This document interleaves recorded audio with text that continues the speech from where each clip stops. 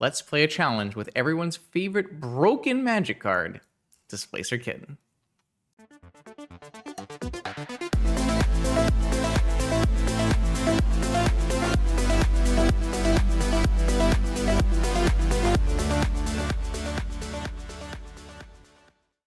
All right, welcome back, Vintage Gamers, to a Saturday challenge live stream. Been a couple weeks since I've done a Saturday challenge live stream, so it should be a lot of fun. And we're gonna try to have some fun today because that's what I want to do. I always get a kick out of whenever a new card is spoiled and everyone's like, "Oh man, we've finally broken Displacer Kitten," because mostly Displacer Kitten is good with everything. And Displacer Kitten was something that we thought a lot about when Tezzeret was printed because it combos really well with Tezzeret. It didn't end up being very good, and Displacer Kitten typically doesn't end up being very good just because it is a 4-mana creature and it needs to live. That being said, it is really fun to execute kitten combos, so I decided we're going to go all in today and play as much kitten combo as we possibly can. And so what does that mean? That means that I'm going to go max out 4 Tezzerets, 4 Teferi Time Raveler, 3 Displacer Kitten, Karns, and Thundertrap Trainers. So basically, a million things we can blink with our kitten. To do that, we are going to lose out on stock ups and POs, which probably makes our deck worse. Yeah, but it should be pretty fun anyways. For those you don't know, the combinations here are Teferi and a Mox is going to, with a kitten, is going to draw through your deck and give you mana of the color of the Mox, which will find your other Mox, which will give you mana of any color, which you play anything and win. And then Tezzeret and Kitten, you get all of your zeros and all of your ones out of your deck. And then with 2 Sensei's tops, you can draw with top, drawing your other top, casting top, finding top with blinking Tezzeret. And so you can draw through your whole deck, and then you can also gain infinite mana by using Sensei's top and Mana Vault or something. I don't know. We'll have to. I always bungle that one up, but we'll figure it out as we go. For whatever, for all intents and purposes, if we have 2 tops and we have all of these artifacts, we can make infinite mana and draw infinite cards, and then Time Vault Key. We'll have to just wake up and figure out how to do that at some point in this stream. Maybe we won't. People like to concede. I also found that just like Thundertrap Trainer on its own with Displacer Kitten, like Thundertrap Trainer will pretty often find a 0-drop or a low-costing spell anyways. So just like having a kitten and a Thundertrap Trainer isn't like an infinite combo or anything, but you sometimes just go through most of your deck and get most of your mana anyways. So it's kind of nice. We're going to support our really bad deck with Tinker Citadel and Time Vault Key as ways to instant win the game, CRK style. And then I'm going to include a Tezzeret toolbox here with a Portable Hole, Pexing Bauble, Lantern, and some other cards in the sideboard. Yeah, I think that's mostly everything. I did at one point have Astrolabes in this list, which is why I have snow-covered lands, but I did cut the Astrolabes at the last minute because I needed to fit enough blue cards for Forcible. And we did. We fit a pretty good number of blue cards, so I'm pretty happy about that. Anything else?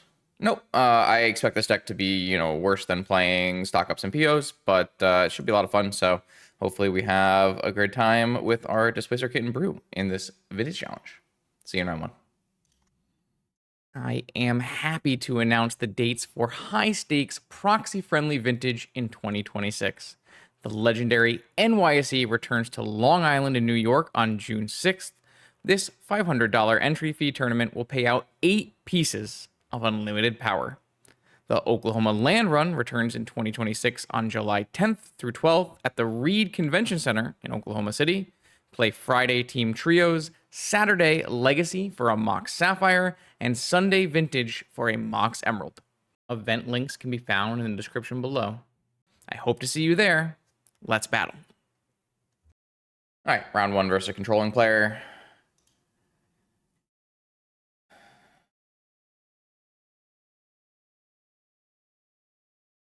And they are revealing Lurrus. I would assume that our deck is probably not amazing versus Lurrus, being hedging around a creature combo and a 2-for-1ing ourselves with Tinker, but give it our best shot. I am worried about our opening hands. We do really want to find opening hands with fast mana. We're looking to play turn 1 trainers and turn 2 3-drops, so that's important.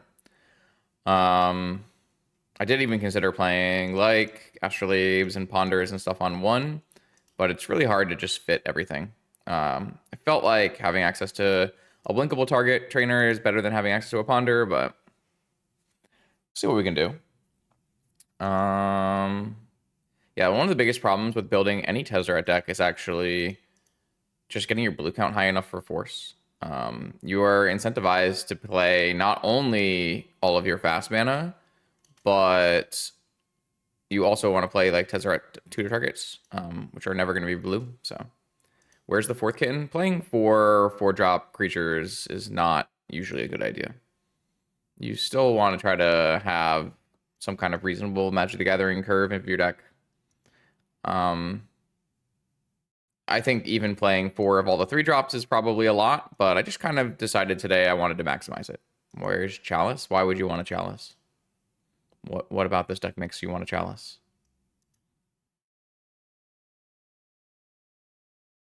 What is the reasoning behind wanting a Chalice? It's another 0-mana artifact. It has to have a good reason to be in our deck. Another non-blue card. We're just waiting for our opponent to show up and reveal their Lurrus, so we're just talking about the deck for a little bit more. And here they are. All right, so I have Ancestral Recall, Forces, Gataxian Probe. Yep. Yeah, but I don't know. I don't think Chalice is particularly good here. I don't think Chalice on 0 turn 1 is particularly strong. I don't think playing it for 4 mana as a 2 is very achievable in our non-workshop, non-ancient tomb deck. It doesn't really fit what our deck is trying to do. It's also a card that is just like not very good on the draw, and I'm actually pretty over playing cards that are only good on the play. I don't really like that very much in Vintage. How are you going to fit Paradox Outcome if we're doing the things that we're doing? You only have 60 cards to play with here. So, anyways, I'm gonna look at my opponent's hand and just see what they got. My opponent has Undercity Sewers, Urza's Saga, Black Lotus, Swords to Plowshares, Spell Pierce, Frog, and Bowmaster. Interesting hand.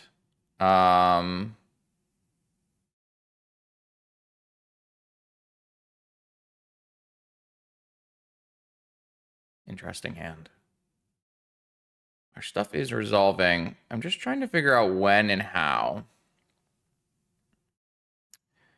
Because we don't want to go fetch Ancestral, and if we miss on a Mox, then we're discarding the hand size. But I also don't know that just Ancestraling on my opponent's upkeep is that good in comparison to getting a Soul Ring down and getting a Time Vault in play.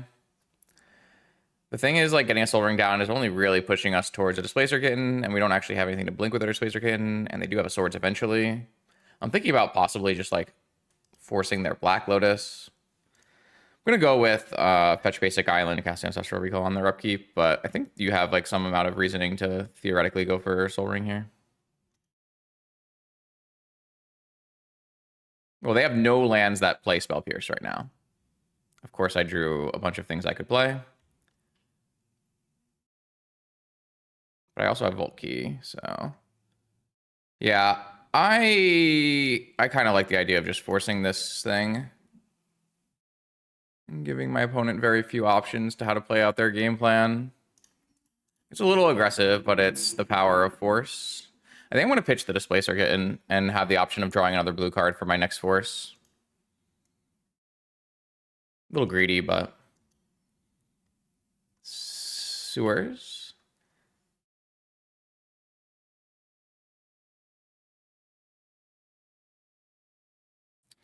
So technically we can play Tezzeret and Key this turn, Tezzeret and Time Vault this turn, and then they have to beat the onboard Tezzeret Vault Key, which seems very hard to do. Unfortunately, I did not draw a blue card, but that's okay.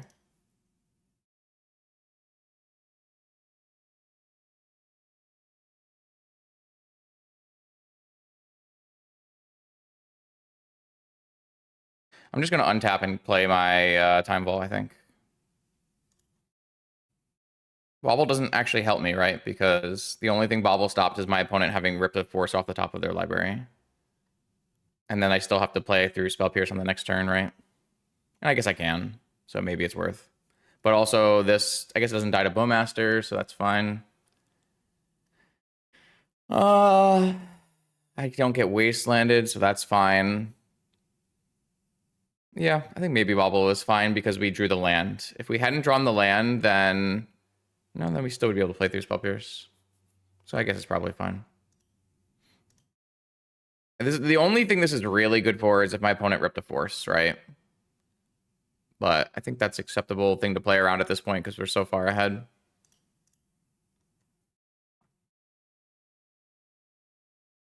So like I guess if this gets misstepped and my opponent goes and kills my Tezzeret is the downside of this play, right? If my opponent missteps my Vexing Bauble, so if they ripped exactly misstep and then they go Saga, Bowmaster, kill my Tezzeret, and I lose my ability to win.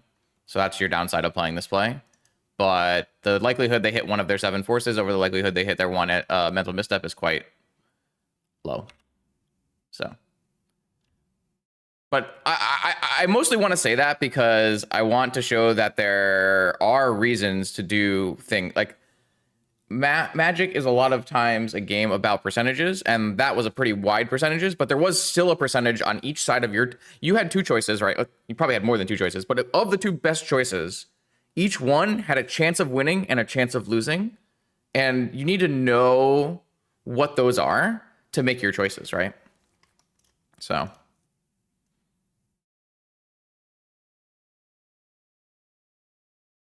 this was an excellent game 1, but we did resolve an Ancestral Recall and got to look at our opponent's opening hand with Probe. So we kind of high rolled the shit out of them. So here we actually are just really well covered. We can pay Spell Pierce. We can also crack our Vexing Bauble and Force. So it's like a really, like I think actually drawing this land was pretty strong, especially if we were drawing into a blue card on the next turn here. I think if we had drawn a blue card last turn, we might have gone for Tezzeret, untap Soul Ring, and play Time Vault with Force Up, right? But I like this. This line works pretty well too. So we'll see if our opponent leaves in Swords because we showed them Displacer Kitten and got pitched to a Force of Will. That's kind of a minus of the line we took, but I think it was a correct thing to do.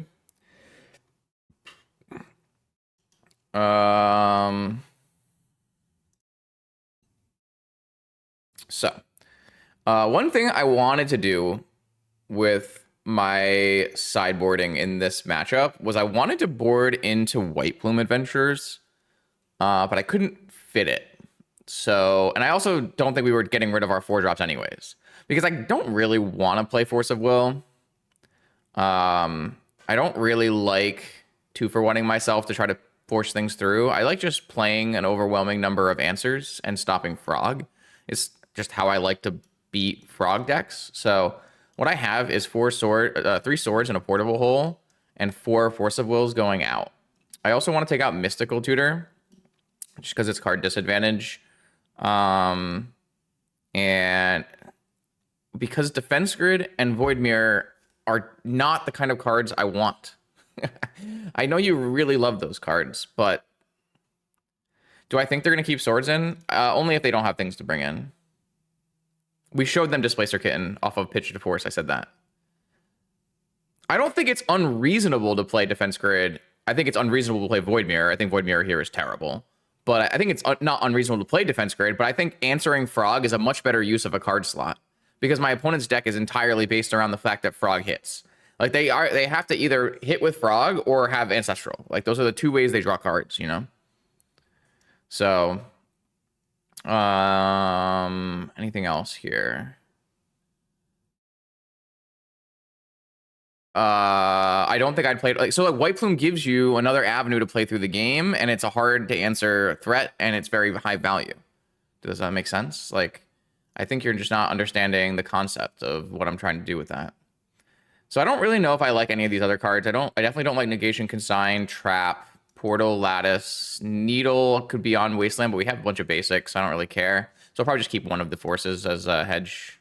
I think it's better than having a Mystical Tutor. And then we'll hit Submit. Well, like theoretically, they shouldn't have a lot of removal, and we're that's the whole point of playing these decks that don't play like a lot of creatures in the main, is that you are pinching the decks that are required to play removal in your format. This hand is really unfortunate, but I think it's a keep anyways. We just need to find basics. And we have Mental Misstep to cover us, so... I run the vintage spreadsheet. I inherited it from...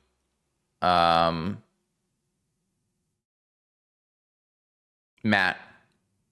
I inherited it from Matt, and I run it with the help of QEQE.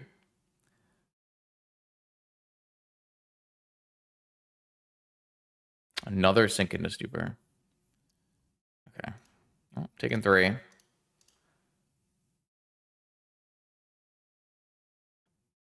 Yeah. Just I saw your message, but I'm streaming. Just send me a text version of your questions. That just gives me a better ability to answer on the time that I have, when I have time to answer, instead of trying to set up a call. That is an interesting thing to spin into.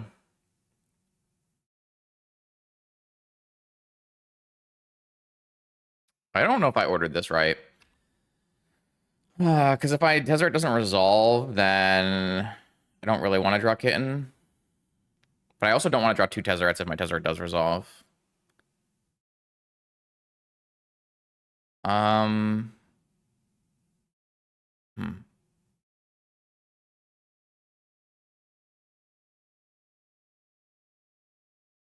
I don't want to Mental Misstep this because I want to hold Mental Misstep for Spell Pierce, because I really want Tezzeret to resolve so I can search for like a Pearl.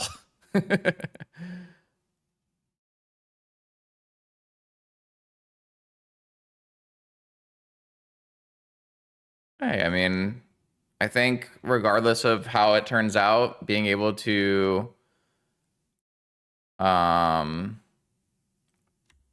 doing the work for a project like talking about the format is going to always be a benefit to you. It's just like making a cheat, not sometimes in like college or in high school, you got to bring a cheat sheet to a test. The cheat sheet was never as useful as you making the cheat sheet and learning all the things on the cheat sheet, if that makes sense.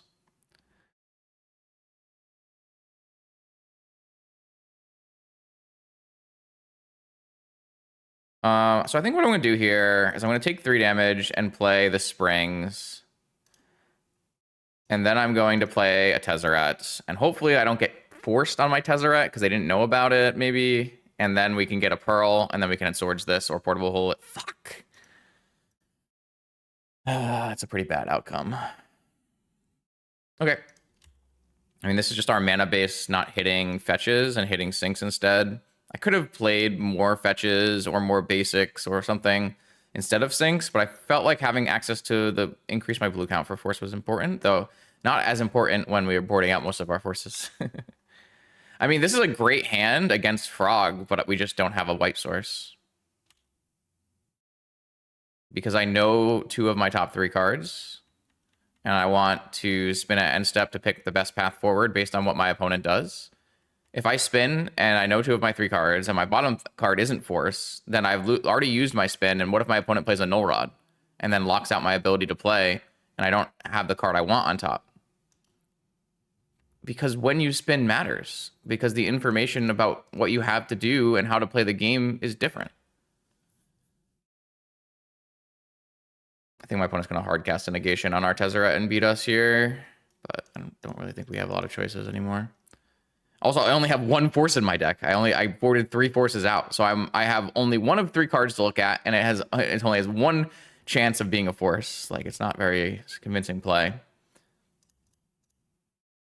I mean, all I need to stabilize in this game is to have a white source.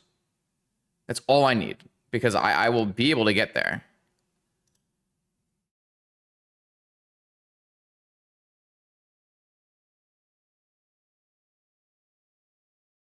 This also shuffles away my 2 kittens, which is great. I guess it's not great if I'm like trying to win with my Tezzeret, but I don't think there's a likelihood this is going to work. What is that? Tapping a black, a Bowmaster? They're thinking about killing the Tezzeret now, which is fine. I might just like lack the action I need to win this game because I fumbled for one turn, sadly.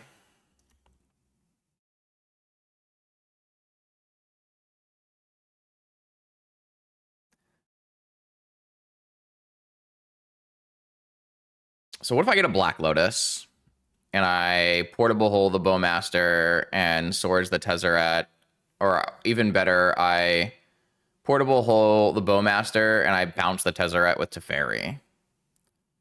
It's not very good because there's still an army. Portable hole. So unfortunate.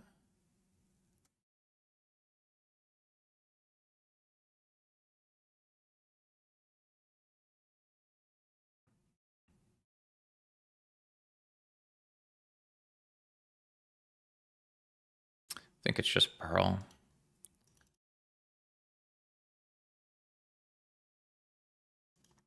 I think I just do this now.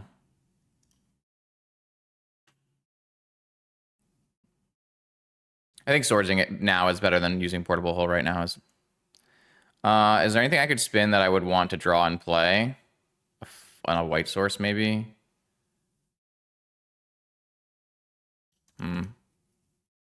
Yeah.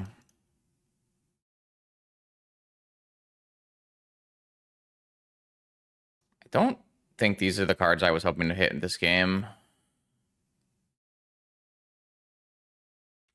I really just needed a basic planes. Yeah,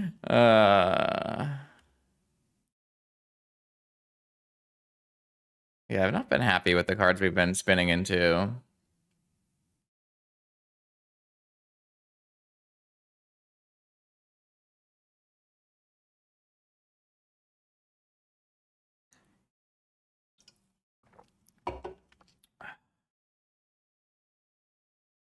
What are we drawing? A second portable hole?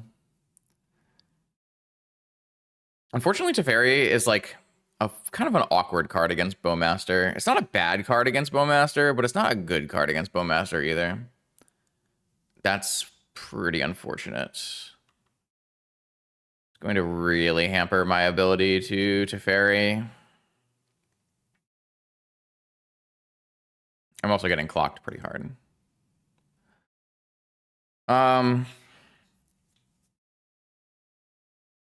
gonna spin and look at my third card down. What does it look like I need to buy, viewers? I got a great chat already. Come on, bots, pull it together.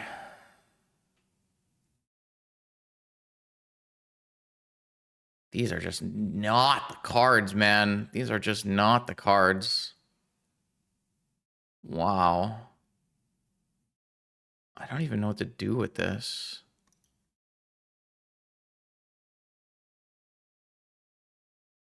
I think what I'm gonna do... This is so bad because, like, what I really needed to do is portable hole the Bowmaster so that I could time Raveler the Orc army and get rid of it permanently. That's fine. But I'm like kind of... I think I still need to do that. I think I just need to take away the two Bowmasters and hope that I can spin into another white source next turn. My opponent has one card in hand. Like, I can stabilize. I know I can stabilize. I just think it might be too late, sadly. I think the one turn missing on a white source was too much. Like, I kind of banked this entire game on my turn one spin with top finding a white source, all right? Ugh. And then buy Lurrus. I have 2 attacks before I die. Yeah. All right, well. Drawing a jet, and then I'm spinning, looking for a white source. That's a white source. So I can Portable Hole, the Bowmaster, and then I lose my top, and I fetch for a Tundra, and I play. Man, I really wish they didn't have another threat here. So, unfortunately, the Frog, when it hits the Tezzeret, the Teferi, still draws a card because it's printed in Modern Horizons 3. Old creatures wouldn't draw a card off of hitting my Tezzeret. I'm going to hold on to this Jet for in case I draw Displacer Kitten.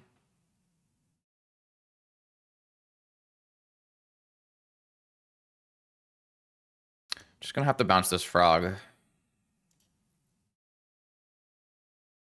So if they choose not to kill my Teferi, we win. So that's cool.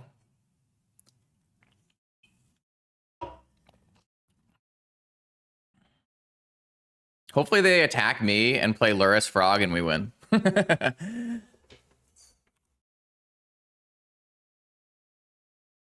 No, they killed Teferi. I think Lord of Life King is quite a competent pilot.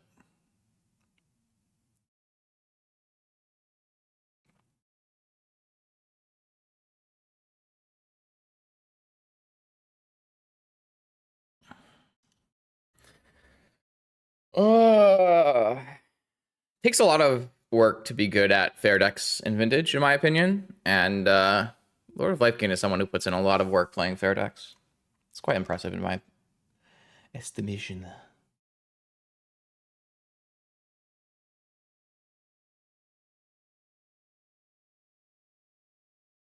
So if I draw a Tezzeret, sorry, if I draw a Teferi, we can still win, right? If I have 3 Teferis to draw to, because we could Teferi and bounce a mana source, and then play a mana source and play Kitten, and then play Jet and still win. We have some pretty good outs here, yeah. One Ring. It's a colorless 4-mana card, and my deck does not play Ancient Tombs and Workshops. Also, I don't want to be super susceptible to no run. You can trust that I've considered most good cards. I do put in the effort here, and I know my cards. All right, they're holding this open instead of playing Frog. So they either drew another Bowmaster, or they drew a counter spell. Or a removal spell, I guess. Kitten. So... No, I said good cards. So I can Kitten, play a Mox, pick up Portable Hole, play Portable Hole, kill token, pick up Portable Hole, kill Bowmaster. But how would you like me to kill the Lurrus, man? It's a portable. Unfortunately, I don't feel like this is going to work out, but... All right, I'm going to play a Kitten.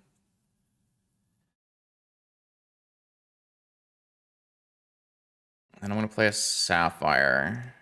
And I'm going to blink Portable Hole.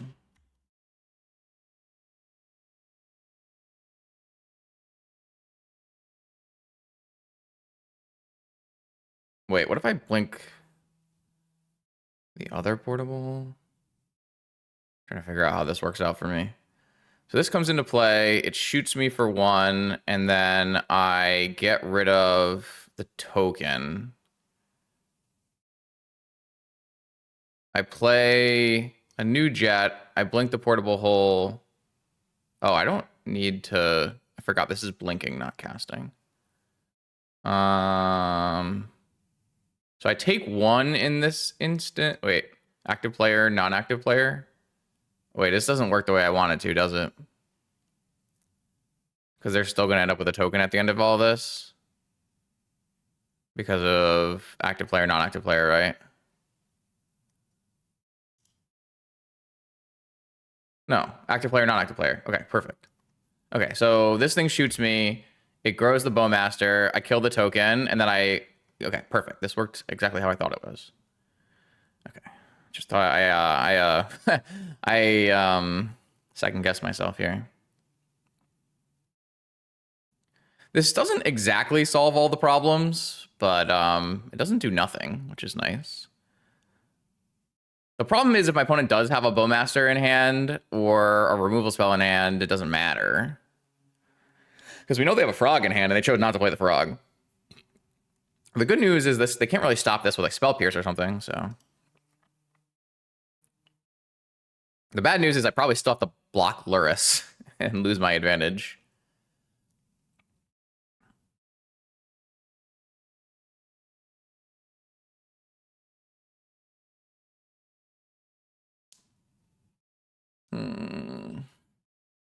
We actually put up a pretty good fight in this game for getting hit by a Frog, honestly. I'm pretty happy with this game. I feel like our spins went close to as worst possible, and we still put up a pretty good fight. So now I blink the portable hole that doesn't have anything under it, and I get the other Bowmaster. So I've cleaned up the token and the Bowmaster, leaving my opponent with a Lurrus, a Frog in hand, and an Unknown, and we have a Kitten and a bunch of mana. Yeah, Bowmaster, shoot Bowmaster in response to the portable hole, and then replay Bowmaster with Lurrus. Be pretty sick. That would mean we could like play any spell and blink our naked portable hole on the next turn, so...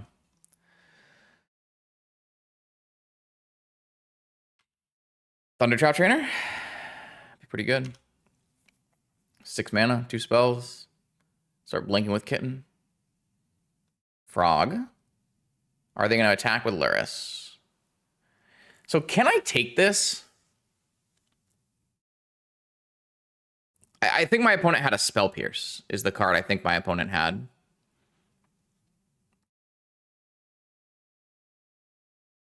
I'm going to take this. I think it gives me the highest chances of winning.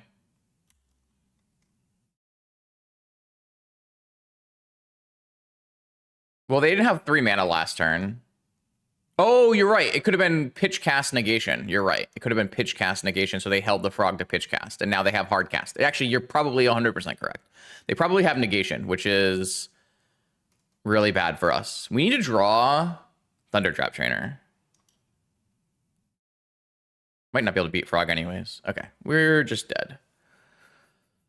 So I think they had Negation, so that covers a lot of our outs anyways. There's nothing to do here. Okay. Yeah, we wanted Thundertrap Trainer. Some good draws. Do I want to rethink how I approached this? No, I think my approach worked. The problem with my approach was I didn't have a white source. The 2 lands that I drew were Sink into Stupors. I think the ideas here are still good. My opponent is definitely not going to board out all the removal now after they've seen this Displacer Kittens, though. I don't think Mystical is better than a Random Force. No, that's why I boarded out Mystical and kept the Random Force, which I said during our last boarding. I think Mystical is just like really bad Magic card, and the only reason I like it in my deck is because it finds Tinker versus matchups where you need to find Tinker fast. I think you're just almost always getting a Bolas Citadel with your Tinker, so I don't think there's any good reason to portal. I mean, not that there isn't any good reason to portal. I just don't think the reason to put a portal in is high enough.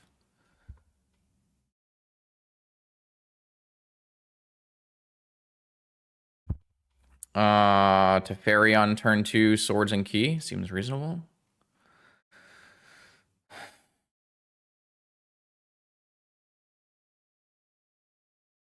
I didn't include a Meticulous Archive in my deck, and that was on purpose.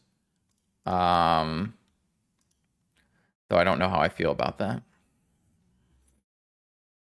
Just because I'm looking to cast things on every turn using all of my mana. And I have the ability to fetch these basics out. Alright, my opponent knows I have removal. I don't think playing Tundra is a very good bait, no.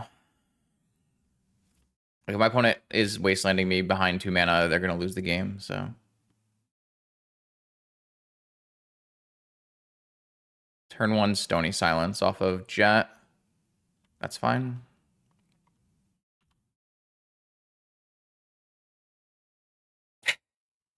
Okay, well... I'll get a basic island and play a Time Vault. This does mean if my Teferi ever resolves, then I win. But also portable hole, so now I expect to get wastelanded, and it's pretty bad for me. Need to find our basic planes.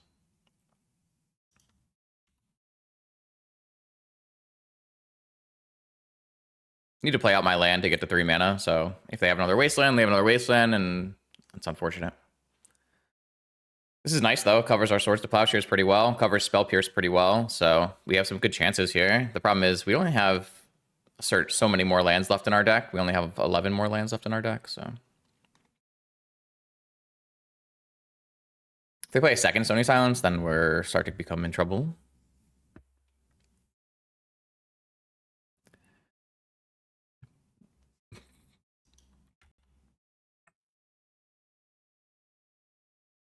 Island over third Tundra, because I want to have lands after once my opponent plays all their wastelands, which they're definitely going to have. Like, if my opponent does this, like, I can get with my basics and still play the game.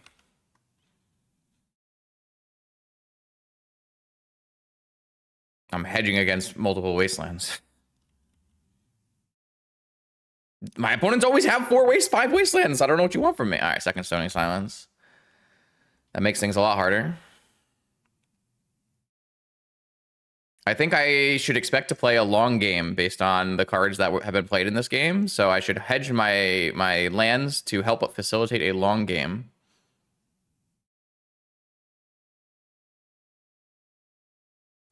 All right, this is a good draw.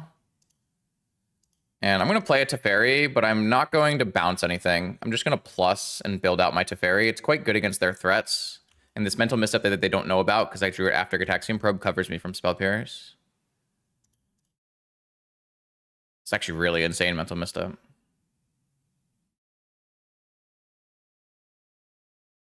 And it's really hard for them to beat an in-play Teferi at the moment with current Esper configurations of removal. So I'm just going to plus my Teferi. Now, if I draw a land, I can Tezzeret, Portable Hole, Teferi, Bounce, Infinite Kill. See? Here's your third wasteland. Don't have White Source anymore now. They have 3 cards left. They're going to play a Frog. It makes sense. Hopefully we don't have to bounce this Frog. I don't think this looks good for us, but I appreciate that you do. We lost our White Source there, and we can't unlock our artifacts, and we lost our 3rd mana for Tezzeret.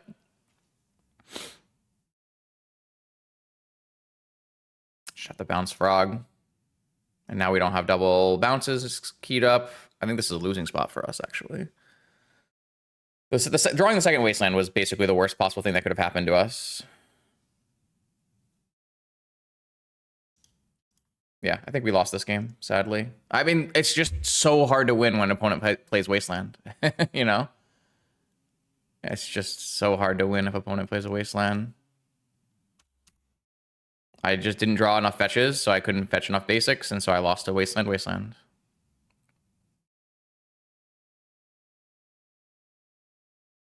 I have a basic planes. I have a basic planes. I could have fetched a basic planes, is what you're asking. I think maybe that would have been better. It's tough to say.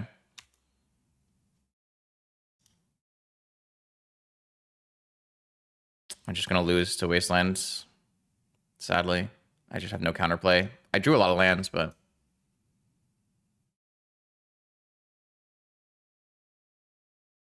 I have so few white cards in my deck compared to blue cards. Like, I want to be able to, like, play Trainer. But maybe fetching Wasteland would have been better because I had swords. Or fetching Plains would have been better because I had swords. That's true. I don't know. I just, like, I dodged second Wasteland for so long in this game. Then the one turn where it mattered, I got Wastelanded. And lost the game on the spot.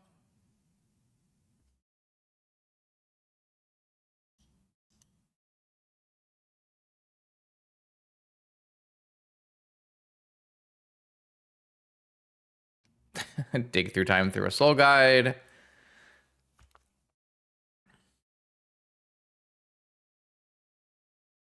I think fetching Tundra there is unbelievably greedy when you can fetch a basic. If you want to tell me that I was supposed to fetch swords in hindsight, I can see that.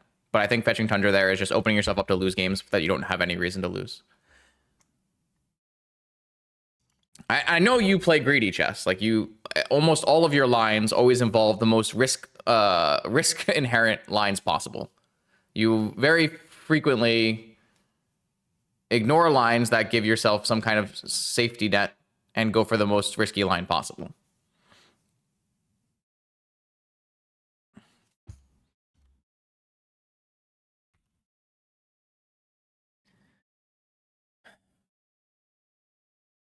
But I mean, if we're hedging on our swords to plowshares, then fetching planes is totally reasonable.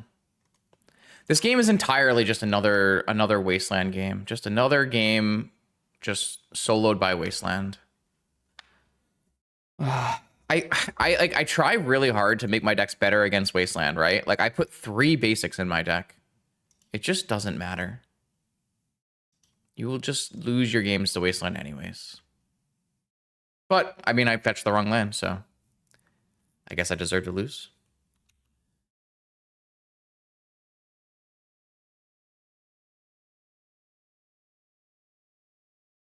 This deck actually had 3 basic islands to start, but I decided to play another Synchronous Duper to up my blue count. Playing a colorless land is not good. My lands need to produce blue and white mana. We just, like, playing a colorless land to stop my opponent from wastelanding it is like getting my land wastelanded. I'm wastelanding myself if you do that.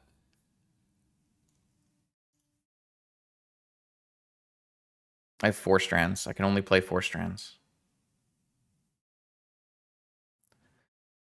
I don't know. Like, it's definitely my fault. Like, I could have fetched basic planes. But I don't know. I'm, like, not really upset with how this, like, I played this game otherwise. I just didn't have the lands to play the game.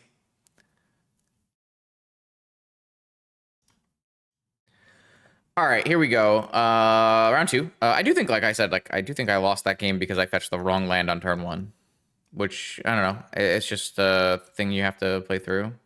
Like frequently in this kind of deck, you want to fetch basic island, but we did have the swords in our hand already, so.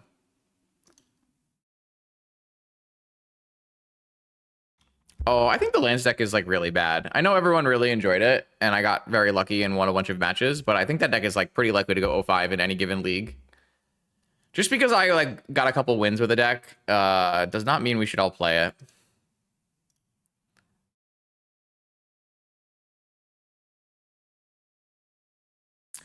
I have to choose whether to Ancestral now and play into Negations or play into Spell Pierces. And they have usually the same number of both, right?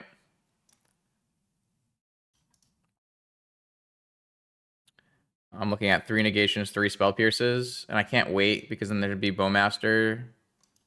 So I think it's just basic Island Ancestral now. Make them use the 2-for-1. Okay. Yeah, I don't know. I think you can reasonably argue that like I lost the game because I fetched the wrong land, but I also could have just easily lost the game because I didn't have enough lands anyways. Like once I couldn't play my 3 drops, I was in a big trouble. But I'm not supposed to fetch planes here. I don't have reason to fetch planes here, so.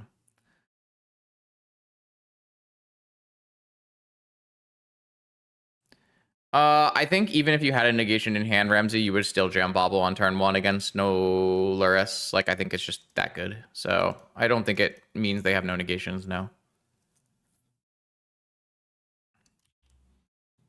Trainer finding a box here is great. Trainer finding a jet, finding a Lotus, finding a Tezzeret. I mean, I have 2 basics. I could go Tezzeret here and try to kitten kill them. Have a force. I guess it's hard to kitten kill them if they fetch a Vexing Bauble. Oh, they can't fetch a Vexing Bauble. All right. I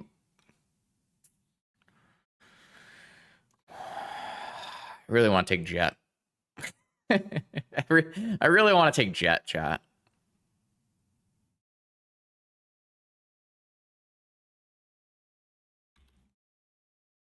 I really want to take Jet.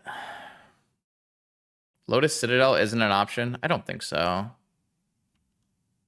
I would use my land drop and play into Spell Pierce Negation in kind of a all-in kind of way. And my Tezzeret can still get me a Lotus later if I wanted to. I don't think so.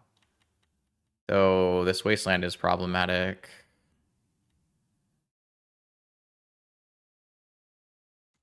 Interesting.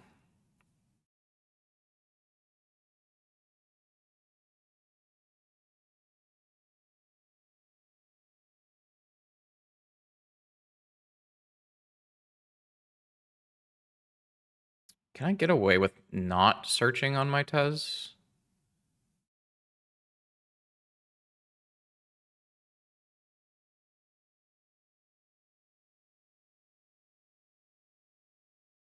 I could search for Vexing. Vexing's not that good here.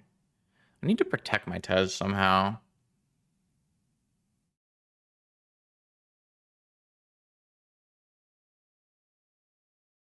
Second trainer kind of puts us in a bad spot where we're not able to protect our combo. Going up to 5. The creature's attacking my Tezzeret.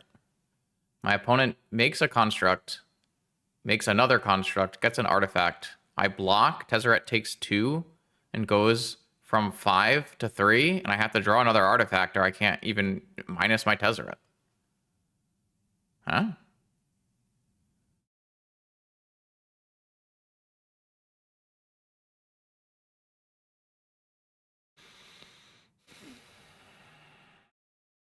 Yeah, I'm just like worried about giving my opponent the clue that they need to have removal up.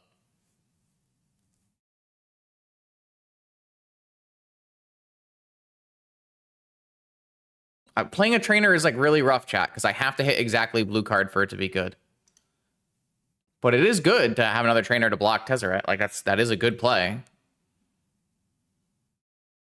I'm also running directly into Spell Pierce still. I'm gonna try playing Kitten, I guess. I don't know, man. It's tough.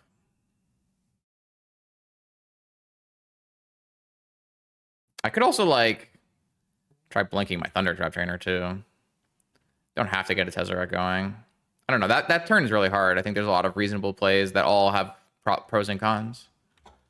There's like a lot of things going on in this board state. I don't know that I care about Lurrus Lotus stuff that much.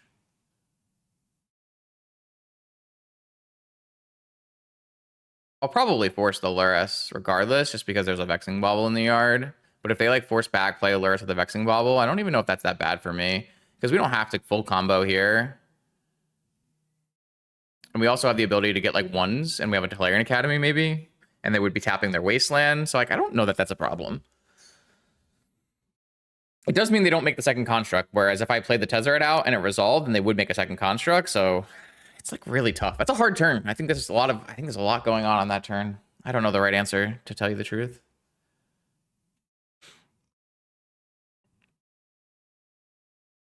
Lotus. See, they have another land, so they're going to still wasteland me. But they'll tap out for Tez, I guess. Well, they can't tap out for Tez if they want to Vexing Bauble. So they have to do the... Sorry, for Lurrus. So they have to Lurrus first. See if the Lurrus resolves. If it resolves, then instead of using Wasteland, they would play Vexing Bauble. And if it doesn't resolve, then they would Wasteland me.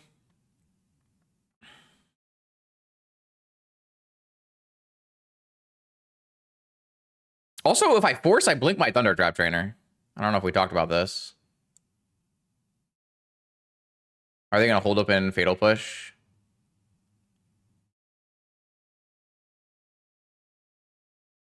No. What?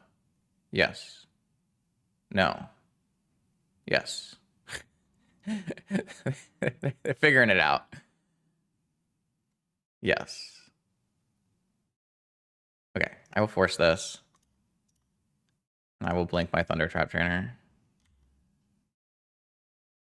They're going to Fatal Push my... Oh, they're going to Spell Pierce my Force. That's fine. Because they're not even replaying Bauble this turn. And I don't actually care about the Lurrus that much. And they don't have spell pierce for my follow-up. I think that's great for me. Teferi.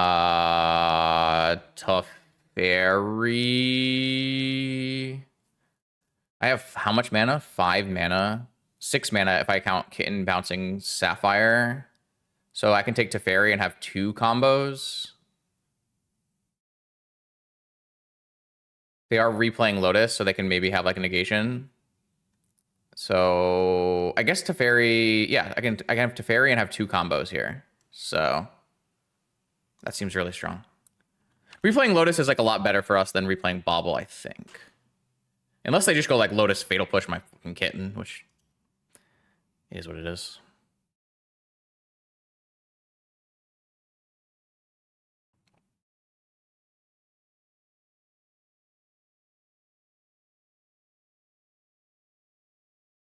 Okay, so...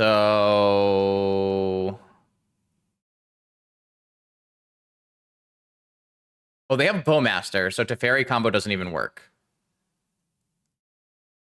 They're just gonna swords my trainer? I mean, does that mean they're swordsing both? I should have taken Teferi. I should have taken something else. They just have double sword.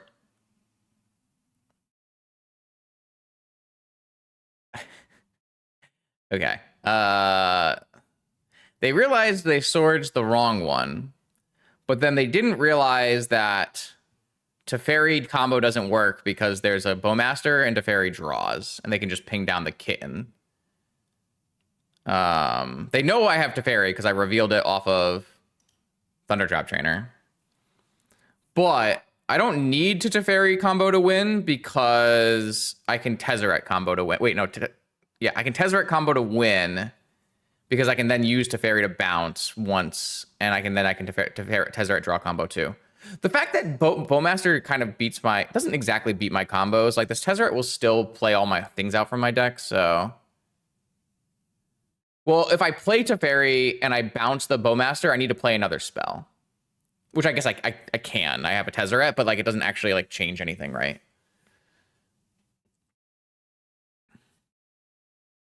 But they could also, yeah, I don't know. Like if they just swords my Kitten, I just lose the game. So like, I think taking this Teferi was probably, I mean, Teferi does enable the Tezzeret maybe, but this Tezzeret can just play Citadel. So like the Tezzeret combo, I don't need to do the draw combo. I can just do the play all my artifacts out of my deck combo. So I don't know.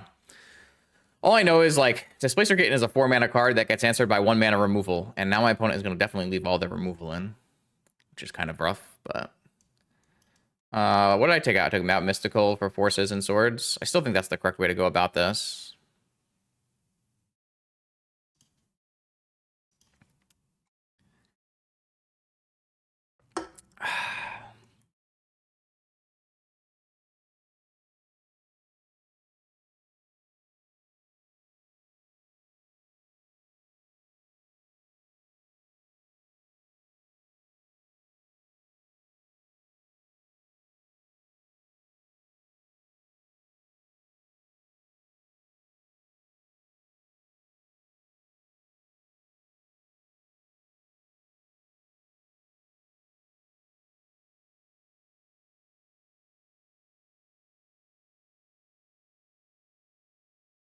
Initiative is where I really want Portal. All the other Tinker targets versus Initiative are really bad. Especially because they have Void Mirror now, stopping Citadel. I mean, this is Volt Key with Force. Maybe I just need to keep all my forces in and just jam. And just live with the consequences of that action. I can see it. I don't know. I just like have so it's sometimes it's so hard to have force in this deck. Like, look at this hand. It has one other blue card, right? Turn 1 Stony. No. Holding open Consign or Spell Pierce probably. Oh, Ancestral. Yeah, I'll force an Ancestral. I feel like it gives too many options. Like if it only gave counter spells, then I think it's fine. But the fact that it can probably give Stony Silence is too. I mean. This sucks. Oh no, know what I can do? I can Tezzeret and I can get a Lotus and Tinker. And that way I still have good mana and I still have Tezzeret. Yeah, that's fine. No. It doesn't suck. What I'm saying is it's really bad into like trap and action here.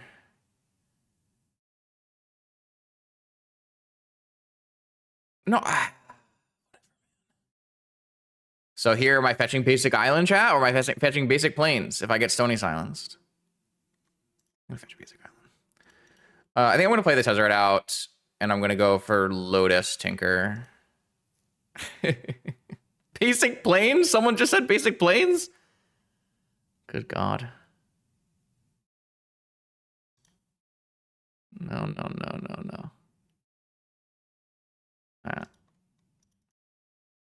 I feel like they have action still, but maybe they have nothing. Maybe they just had all ancestral.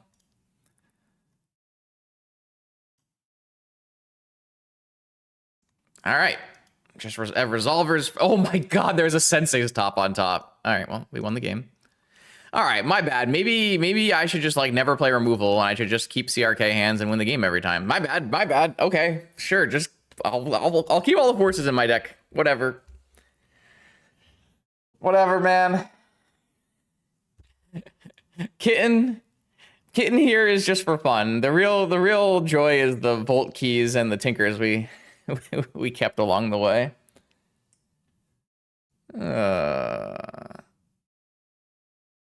No, but like chess, like think about like 2-for-1ing yourself versus the frog deck when they have more counter spells to stop your plays. You have to invest multiple cards to do a play. They counter it, they play a frog, and they win the game.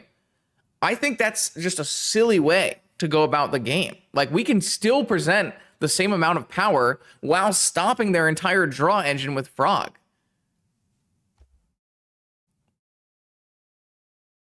I talked about it a little bit when I did it, Gruff, but in this specific instance, the reason I forced Ancestral Recall is because at the time I didn't have a turn 1 win, right? And my hand was very susceptible to Stony Silence. So if I let Ancestral Resolve, they can have not only draw counter magic, but also draw hate pieces.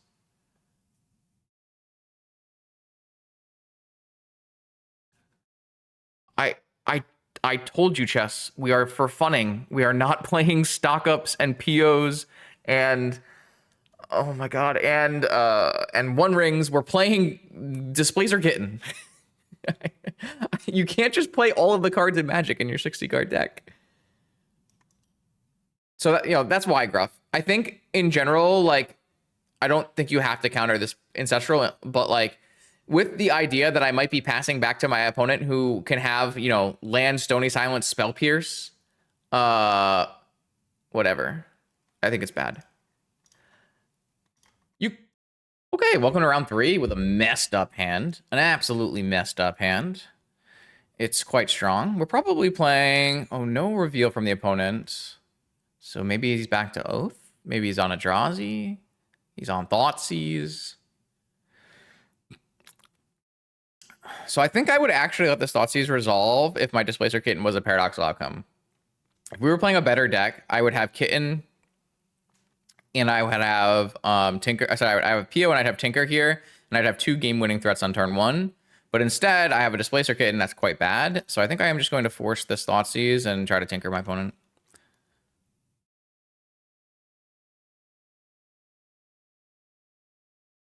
Is it Scam? Ancestral. It's probably not good for me. I 2-for-1 to stop a Thoughtseize, and then they 1-for-3'd.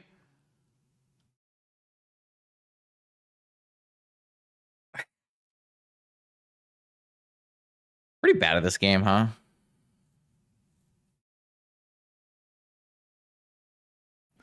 I can still cast Citadel here. I just need to play my Tolarian Academy.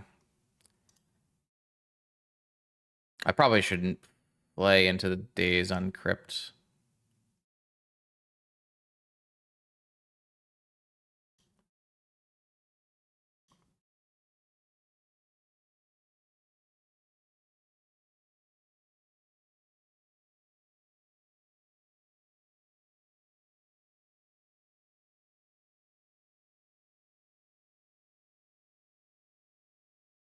No land drop to give now, but we can win anyways, maybe.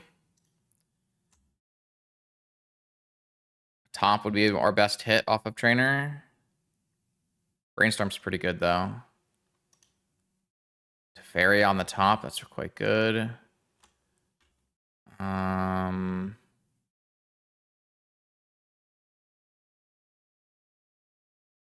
Might get there anyways.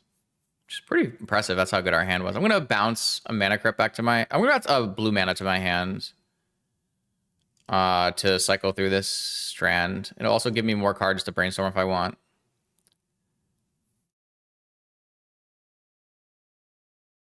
I do another land on top.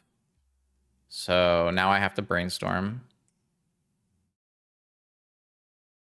Okay. Those are quite good.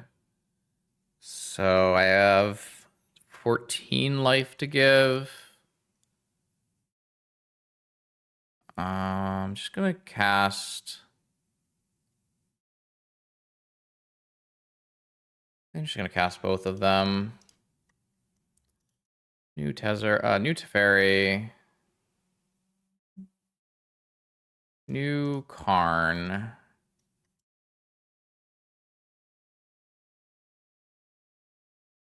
I need this over here for my sanity. Cast Jet Tezzeret. Cast Tezzeret. Opal.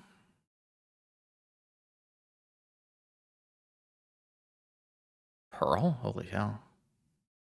Do I have a way to win yet? Another Tezzeret.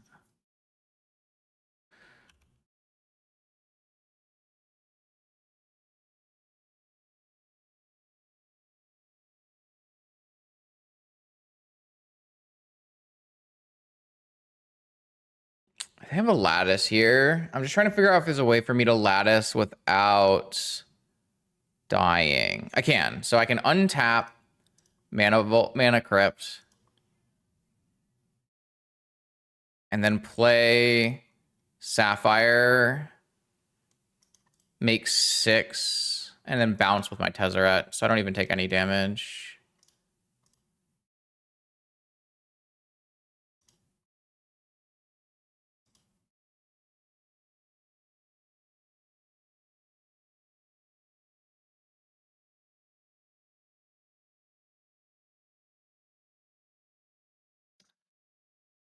Okay.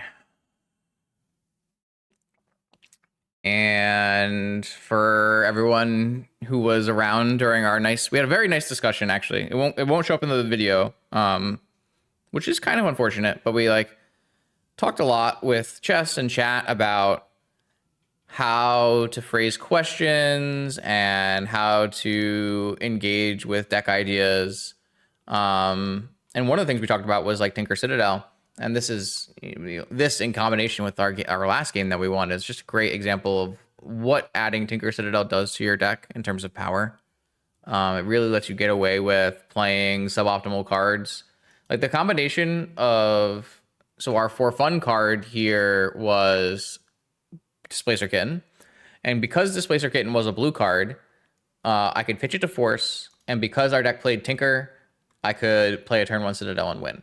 So one of the things we frequently do on this channel is we make decks that are conceptual, fun concepts for content, like Displacer Kitten.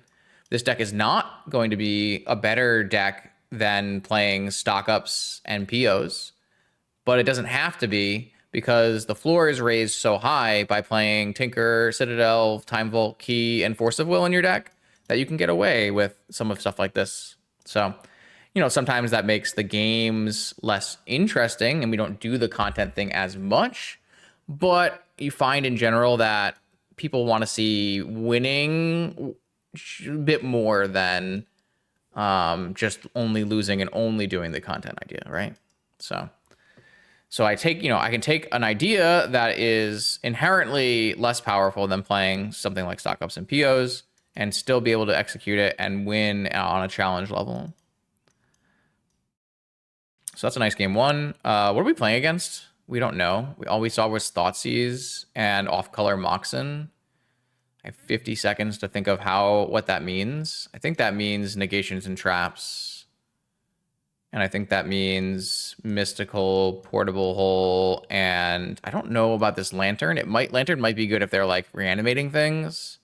It might be nice to have access to that. And then I think what we can do is we can take out a basic planes, because I don't expect to be getting wastelanded. Don't know that for sure though. We didn't see enough of our opponent's deck. So I'm gonna do this.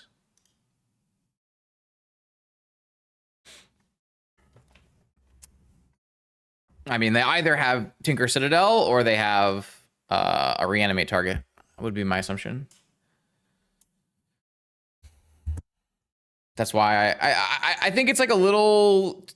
I don't have enough information to put consigned memory in my deck, but I do have enough information to put negations and traps in my deck, in my opinion.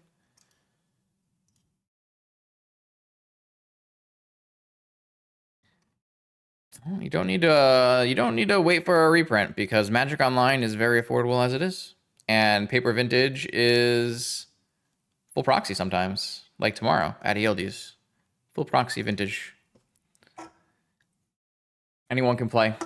No owning Black Lotus required.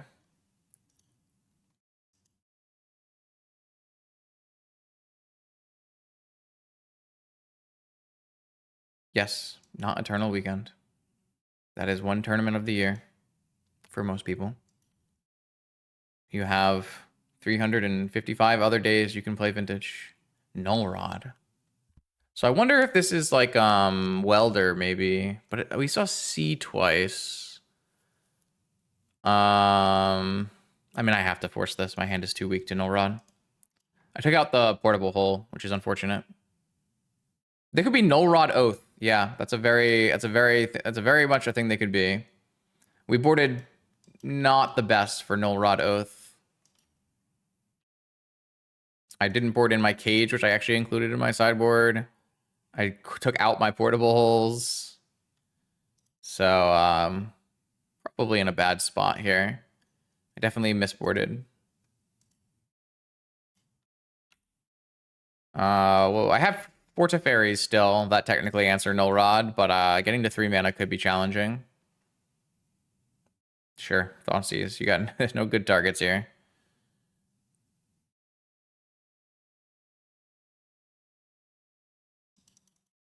We only have 1 card left, so we do have time. Every land drop is a good drop. Play out my 1 mana things, but I'm gonna hold the Emerald for triggers. I mean, if they just don't draw the right stuff and we draw White Source to Fairy, like we can start doing things. Yeah, okay, so definitely Oath. Okay, that's pretty reasonable. I think should have been on my radar. I do think that the cards I brought in terms of trap and negation are generically good against all of the things my opponent could have had. So I'm pretty okay with the idea of what we chose to do. But we didn't have like the best board plan. But I also don't think I'm gonna like. I mean, maybe I could have had Cage instead of Lantern. That's a really good draw. That's a really good draw.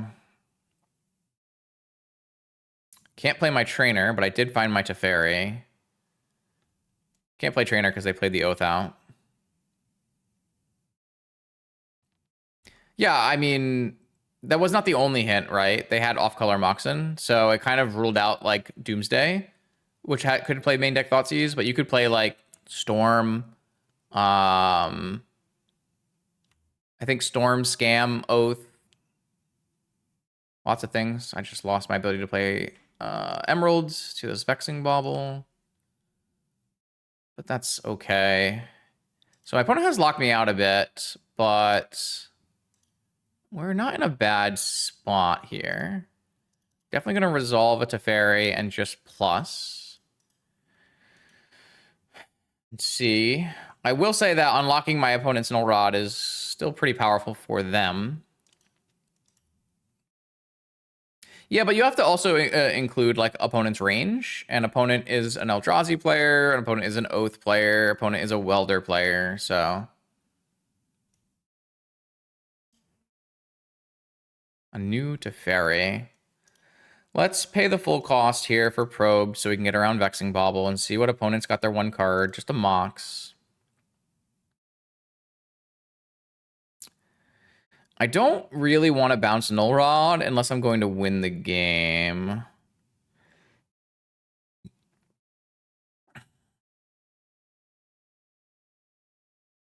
Having a second Teferi means we could Trainer and bounce Trainer. I don't know if I need to do that. Having the ability to Teferi, bounce, and then still have Teferi to combo kill would be strong, but opponent does have a Vexing Bauble in play. But I mean, we have a Teferi's.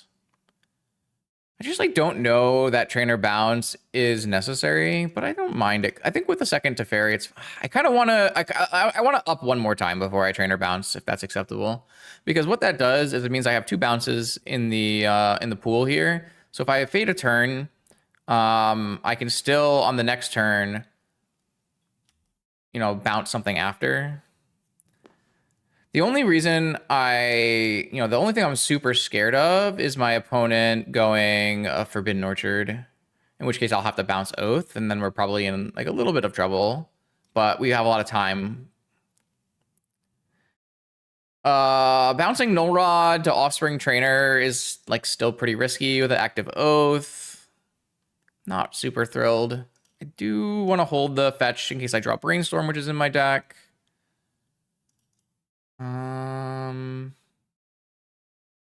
Okay, so I'm gonna go with a trainer. My opponent says I played 4 artifacts and I drew them all. Yeah, I mean, so here is something that I was kind of annoyed with in deck building is that Thundertrap Trainer I think is the best blue bounce permanent for Displacer Kitten and for like Teferi and stuff. But what it doesn't do is it doesn't let me take Displacer Kitten itself, which I think is kind of problematic. Do I want to take Sink into Stupor or do I want to take Negation? I think I want to take Sink into Stupor.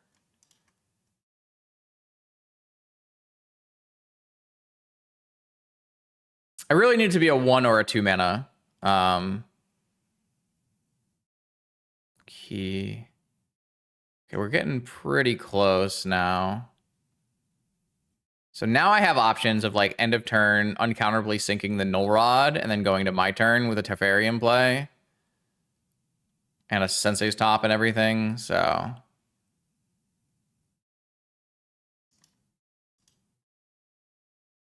I think that's what we're going to do here. My opponent will be able to crack Bauble if they want. But I feel like I should have... Do I have to? I feel like I still want to get more things in play first. I think I'm going to wait even longer. I think being patient here is rewarding. Okay, I have everything now, right? I have Teferi in play, Vault Key. So now I can just do it. So now, yeah, I have Time Vault, Tinker, yeah. So they can't do anything because I have an active Teferi, so.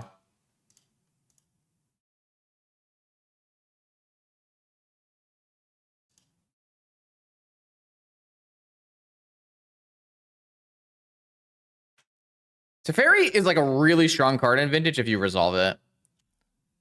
I still have a Teferi. It's a hard card to cast, but it's really, really powerful. I actually wish I played more Teferi decks, but it's quite hard to justify Teferi in a Lurrus world. And even when it wasn't a Lurrus world, it was still pretty hard to justify Teferi, so. Oh, you're right. They could Besage you. That's very, very true. Besage would have been an out here for sure. I don't actually have a way to get it back from the yard, right? Besides Karn, exile with Lantern, and return. I don't think I'm playing around Besage there, though. I feel like I just make my play. And it's not like I'm losing to Besage here. I don't think I have a thing to fetch for, which is pretty funny. But, like, I'm still in a decent spot. Like, yeah, maybe they'll replay Null Rod, but I think that's okay. That went really well. All right, here we go. Round 4, playing at Summer Troll. Summer Troll was in my latest video playing Sphere Shops, but he disconnected. I think a Soul Ring is enough for me to keep this hand.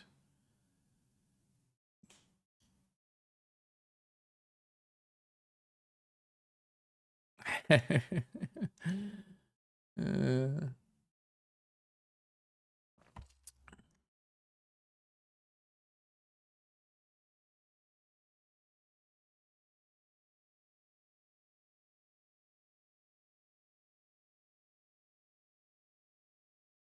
gonna get a basic island, and my opponent mulligan to 6. I'm gonna play a Soul Ring.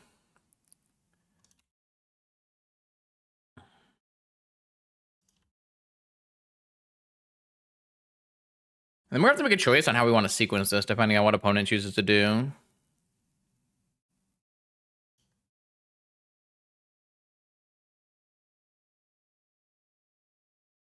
They're probably typing. I asked them what happened last time, because I think like their internet went out, or they were double queuing or something. I don't know. Not sure. Yeah.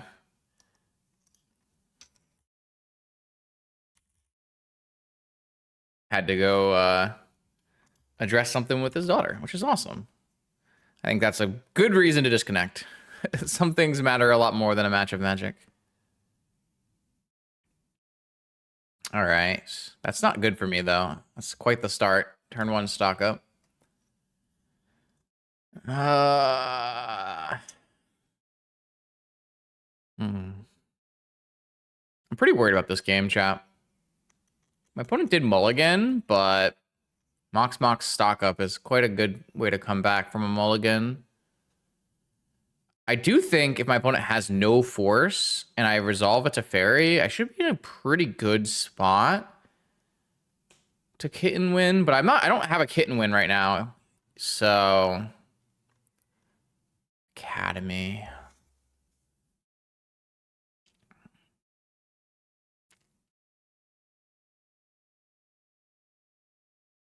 I think I'm still supposed to jam to fairy. I just don't know what I'm supposed to do with Teferi. Because I could bounce my Soul Ring and replay Soul Ring to get an extra draw. Oh, they just have Force. All right. Force pitch, main deck trap. Okay. So next turn we have 5 mana.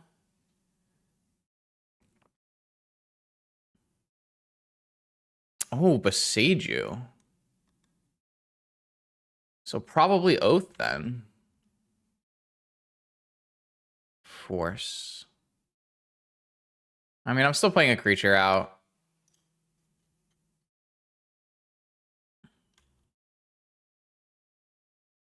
Wow. Black Lotus, Mana Vault, Mox Jet, Strand. If I play Black Lotus, I play Academy, I have enough to play a Citadel, yeah? Seems pretty good.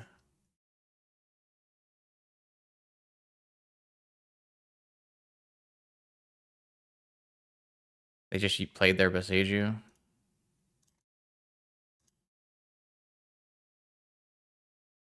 Have a Force backup, no land drop to give.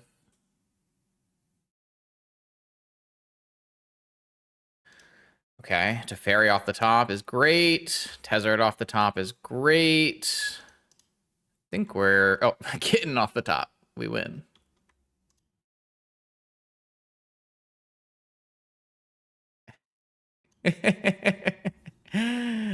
All right. Thanks, Bola Citadel. It only cost me 11 life, but not bad. Oh, God. I was even going to cast the Karn off the top. So I guess I would... It doesn't really matter. I was like, all the things win. So we think it's Oath. We're going to bring in another Portable Hole. We're going to bring in a Graph Digger's Cage. which is kind of at odds with our Citadel, but I think that's acceptable. I'm going to bring in Negations and maybe Trap. And then we'll have to see what we want to cut. I like cutting Plains. I don't think I'm going to get Wastelanded. I like cutting Lantern and Mystical Tutor. Actually, Mystical Tutor could be fine.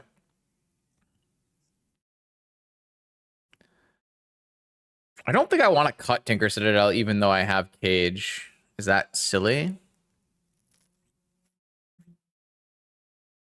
Maybe I can trim on some trainers here.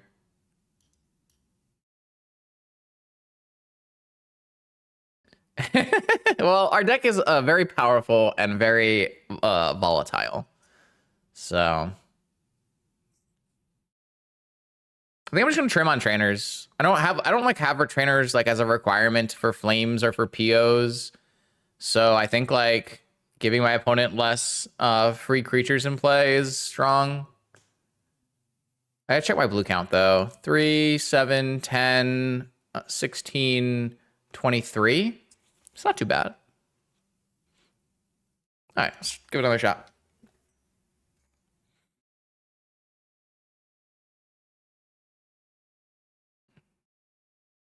So how many Citadel draws have we had, chat?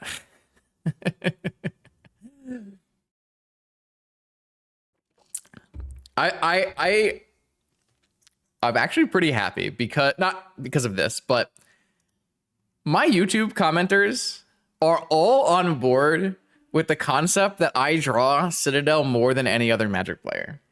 They're like, you know, Justin, like I've studied the VODs. I'm pretty sure you draw the most Citadels of anyone.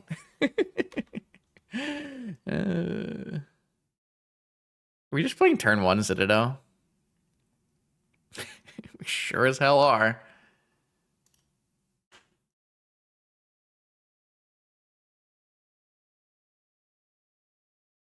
We're just jamming, right? Like, we saw Mindbreak Trap game 1. Maybe we should wait. Should we wait? I can play Bobble for a turn. Nah, fuck that shit, man. We're here to play Citadel, man. We're here to play Citadel.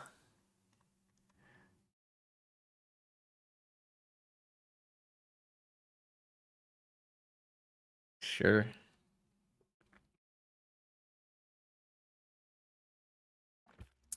Remember when Chess was talking between rounds about how we couldn't cast Citadel, and all we've done is just hard cast Citadel the whole fucking tournament.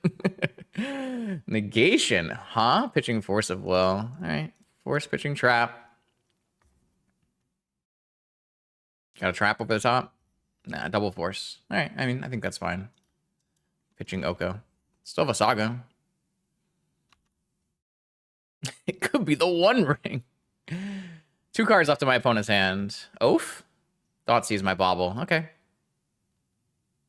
Maybe they want me to get Saga tokens, but I actually have a Cage in my deck, which they probably don't. Oh, no! My opponent's hand? Really? That's pretty good. Double Force Thoughtseize Ancestral. Not bad. Not bad. Brainstorm can do some funny things, yeah. All right, they got 3 cards in hand now. We do have a Construct here.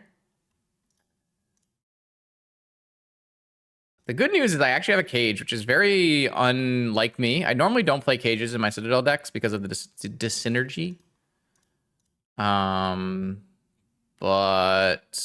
I have one here, so see if we can Saga Gaming. Quick win here with Saga Gaming would be pretty sick. Opponent did pitch an Oko to one of those forces.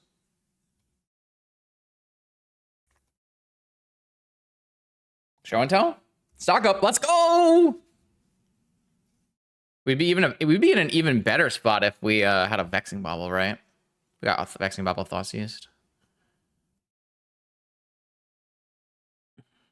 Damn, Saga Gaming, too OP, man.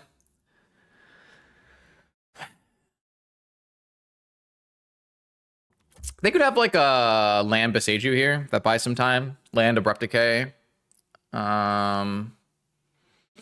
Not usually Vigor. I guess if they could have Oath Vigor. Time Walk is pretty good, I guess. Flash. Okay, this probably needs to hit Lotus. Hit Emerald. Oko, Trap, Stock Up, Wasteland, Strip Mine. Wow, Wasteland, interesting. I was wrong. I should not have taken out my planes, I guess. Not bad. GG's. All right. Oh, we have been casting a lot of Bolas Citadels. Okay, welcome to round 5. We're 3-1, match up against another streamer. Sean, Desolutionist, playing his mono gifts, not mono gifts. It's like Grixis Gifts Ungiven Mana Drain control deck. It's going to be very good against whatever we're choosing to do today. Saga Gaming might be good, though. Our deck is probably not going to be... It's not going to love playing against Mana Drain. I will tell you that much. But we have chances. It's not like a 100% loss or anything. So the goal for my opponent's deck is to drain something and then go Gifts Breach combo. I think what I'm going to do here is Saga Pearl Saga go, and then just make 2 constructs and not ever cast a spell and get like a Vexing Bauble. And I think that's probably my best way to combat my opponent's game plan, rather than trying to resolve things.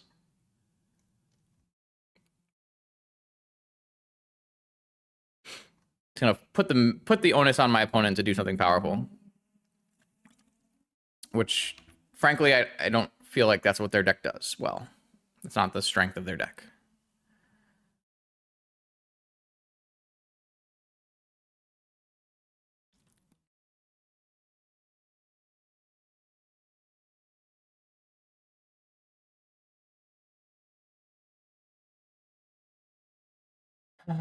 I am not going to cast another spell for the rest of this game, probably. And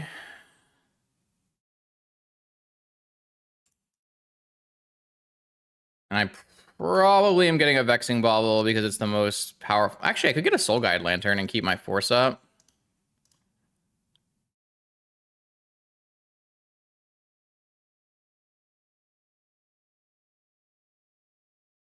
They also have a Dress Down in the main, and I don't know if they still have a Dress Down in the main. They have a Dress Down with a counterspell here. It's pretty insane. I'm just going to go Soul Guide Lantern instead of Vexing Bauble because I have this force.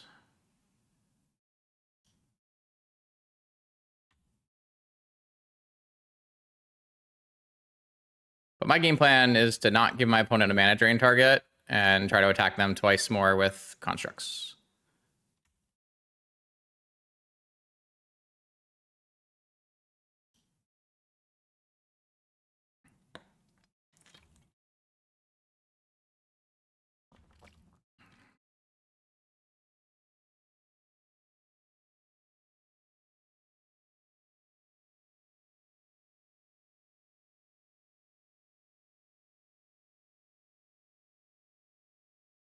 I do think that if there is ever a deck that strongly benefited from one Saga Restriction, it might be a deck like this. They're going to buy Lurrus.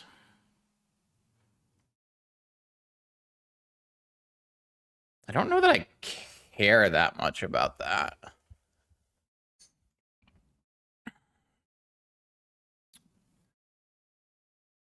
If they buy and play Lurrus, then we could maybe go Tezzeret Bauble.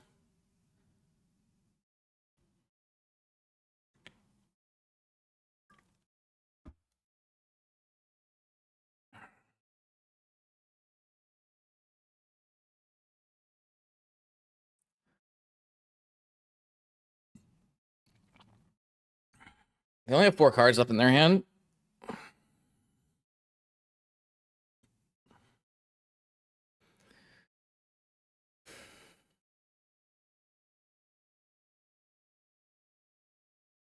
We will have to do some amount of waiting for choices, just because we're playing against Sean. It's a pro and a con. A pro, especially if you're watching and learning. A con if you are doing nothing. Entertaining chat. Filling time on a YouTube video.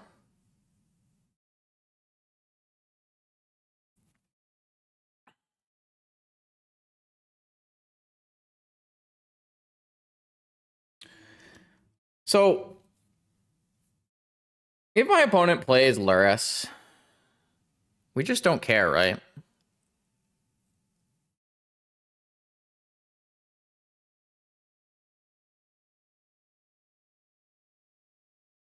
We care if he's like sandbagging a Lotus, I guess. But even if he's sandbagging a Lotus, like we're attacking for 8. I mean, we're gonna like we don't even have to.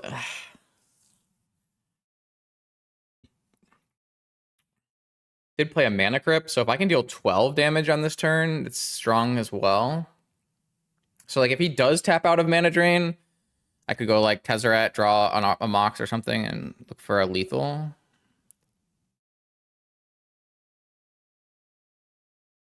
But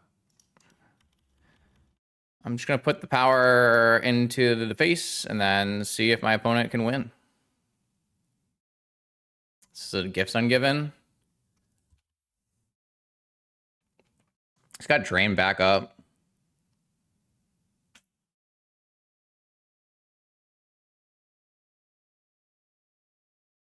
This Mana Crypt was a really good draw for him because it gives him this ability to still play Drain. I wish we had additional mana, like a Mana Crypt, so that we could have 2 counter spells here.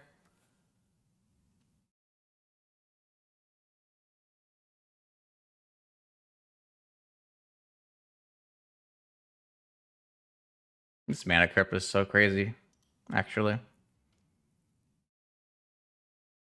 I could have gotten a Vexing Bauble, right? Or was the Crypt already in play before Vexing Bauble?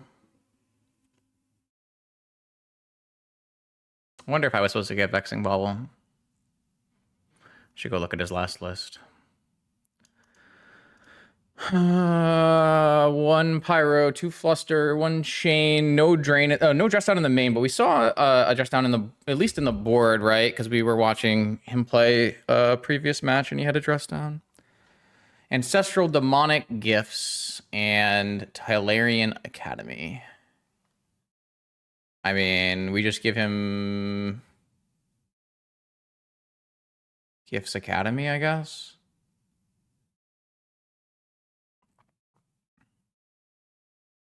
The problem is if he has a Drain and he gets to cast another Gifts, how bad is it for us?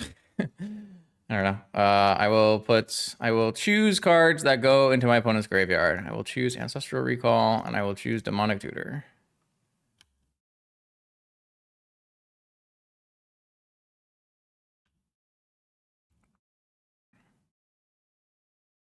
He's at 4. Now if I crack my Lantern, I still have a lethal attack. He just has a Breach in hand.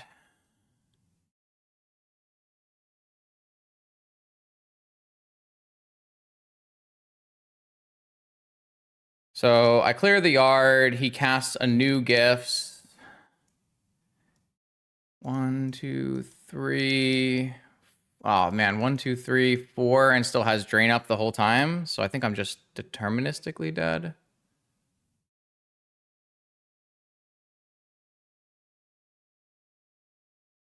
I think I'm deterministically dead here because of this Mana Crypt draw.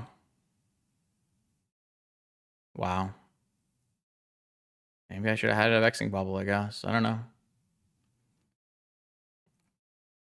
I think, assuming my opponent's hand is Gifts, Drain, I think I'm deterministically dead. If I let this resolve and I don't use my Lantern, what can I gain? Is there anything I can gain by not using my Lantern right now? I don't think so.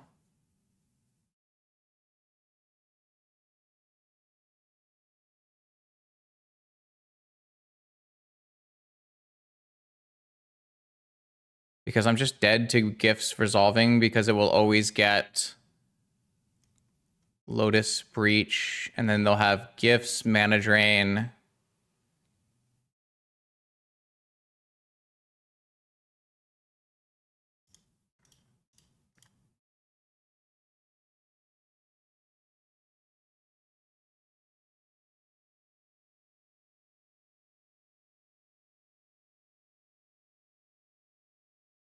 Force backup. Last card gifts.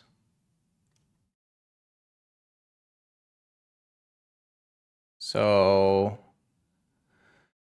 I clear the yard, he casts gifts, and then his gifts pile has Lotus Brain Freeze, Time Walk.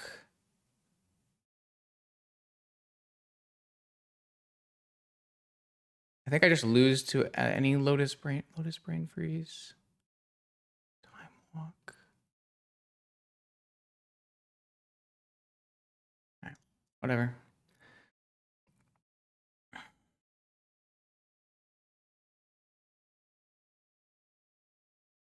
I needed to draw another blue card in this game.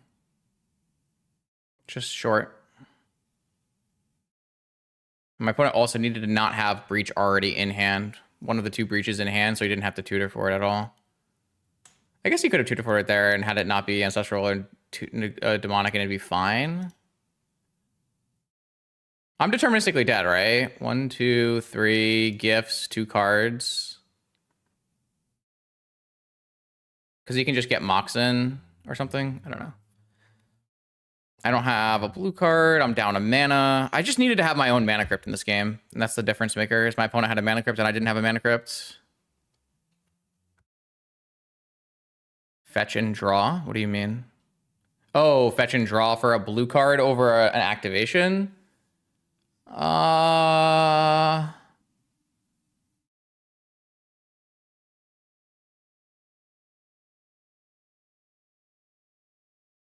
Maybe? Well, yeah, if I'm correct and my opponent can deterministically kill me here, then you are right. I should have drawn with Lantern for a blue card. If I'm wrong and my opponent can't deterministically kill me here, then this is better. Because I did get their force of will with the Lantern, right? So I think that changes my initial math. Because I fought over the breach and got one more card. I don't know if this deterministically kills me or not. Like, I assume Lotus Brain Freeze. But like, what are the other 2 cards you get with Lotus Brain Freeze? Lotus Petal, Lotus Brain Freeze, stock up. Cracks Lotus. Petal puts stock up. I think that gets it. I think Lotus Petal is enough. Well, Time Walk is not good enough. If it's Time Walk, we have a chance.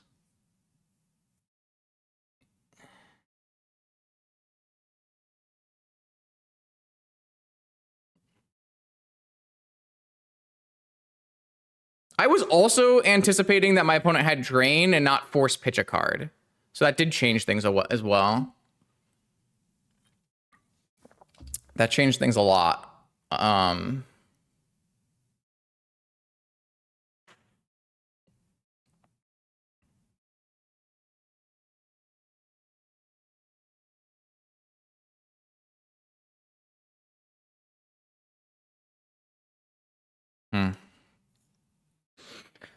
don't know. I don't know the answer. Okay, yeah, that'll do it.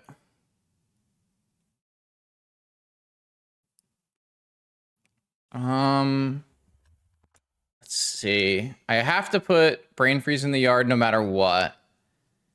If I give my opponent...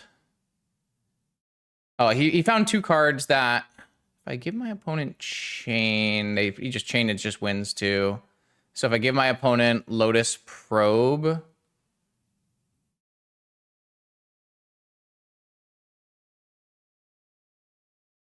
What happens if I give my opponent Lotus Probe? Oh, the Lotus goes in the yard. And they just cast the Brain Freeze, probably. I mean, I know Chain just deterministically wins on the spot, so I will put Brain Freeze and Chain of Vapor in the yard. I mean, I know that those two beat me immediately, so because he just gets to sack a bunch of lands and replay everything, and it just beats me right away. So I just don't know if Lotus Probe beats me. I assume it does, but Lotus on its own casts Probe casts Brain Freeze here, and I lose. Yeah. Okay.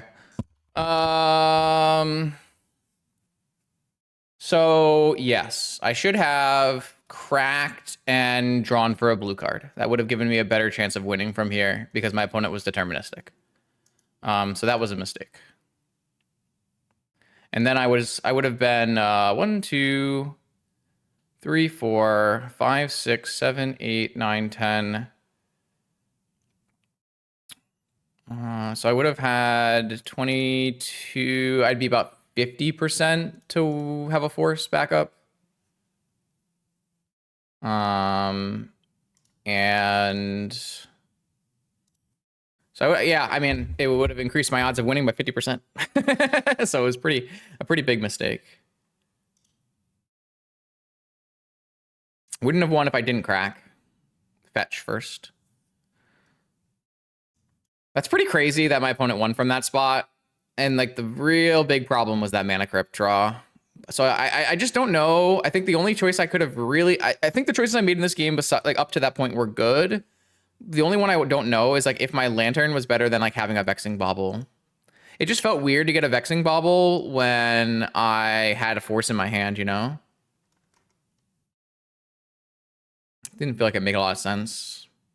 This matchup's going to be incredibly hard. My opponent just has infinite counter magic. Being able to play a turn 1 Saga that almost worked was pretty good. I think that turn 1 Saga line works most of the time. I think my opponent has to have a very specific set of cards to beat me from that spot, and they just happen to have it in that game. I don't really like any of my sideboard cards. But I don't like Mystical Tutor, and I don't like Portable Hole, so I guess these can become Mind Break traps.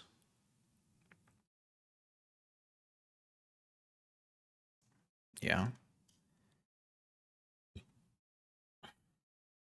Unfortunately, a lot of my payoffs here are Pyroblastable. So.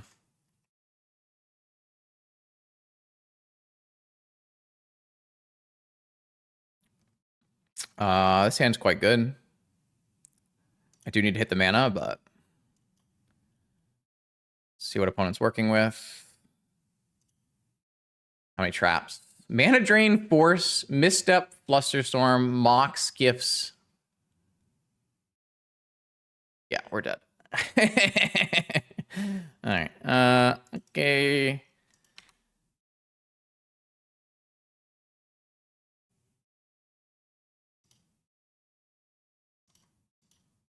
It's so hard to play through this. At least Tezzeret's a good play here.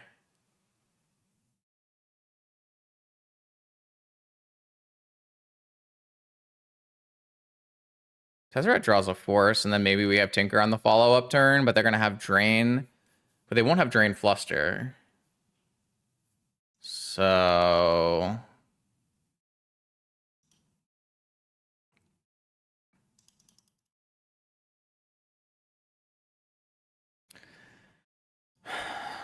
might have a chance. Like if we draw a land next turn. If he forces this, and then we draw a land, maybe.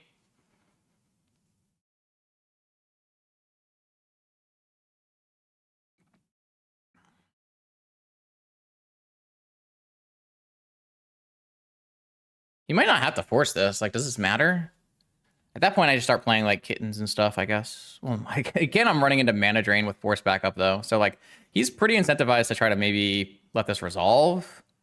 I guess I can get rid of his mental misstep by tutoring for Vexing Bauble, but it's not great. All right, got the force out of the hand. Pitching Gifts, it makes sense. Gifts is basically useless from the spot. So he's got Drain, Misstep, Fluster, and then 2 unknowns after he draws. This would be a great spot for my opponent to fetch a Surveil land, but he doesn't play a Surveil land.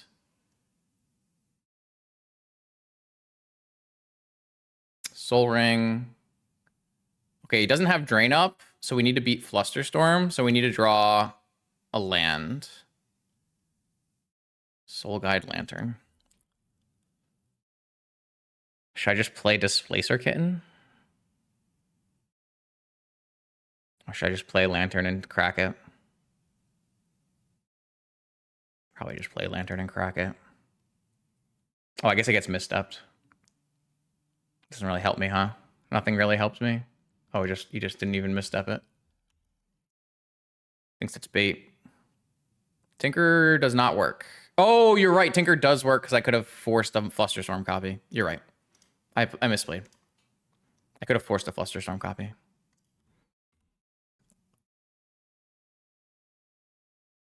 Mm-hmm.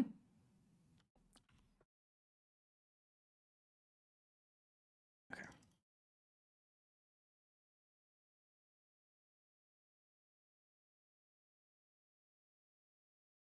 Oh, this played into trap, I guess, if he drew force trap. Yeah, I could definitely do force and pay. It was just a mistake.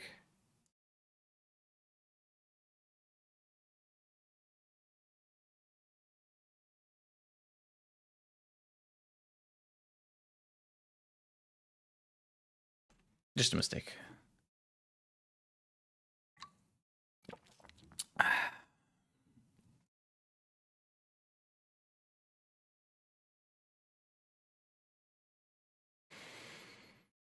Gataxian Probe is a completely broken magic card, huh? Crazy.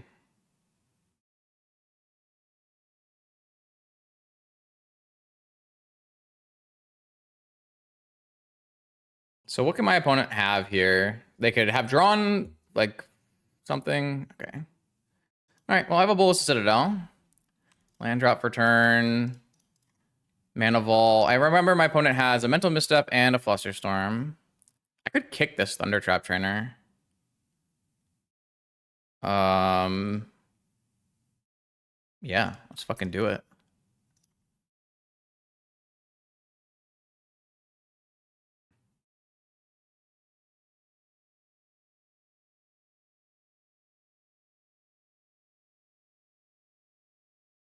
He had a trap?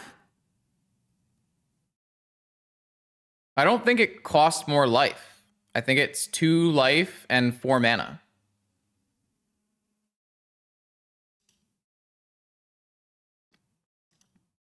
Okay, so he had a trap.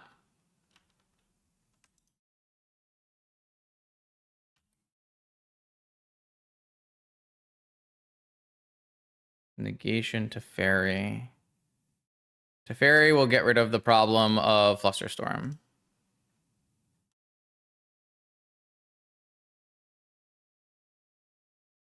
I do have to win still, but... Sensei's top.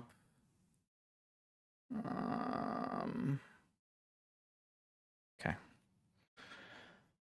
We can bounce back our things that cost mana, and we're pretty deterministic from there. So I played this game kind of badly, but resolving a Tinker. This game is entirely because Gataxian Probe is not a remotely fair magic card, right? Well, it wasn't my second spell. It was my second spell, so they couldn't trap it, and I could pay for Fluster. So like they couldn't done anything.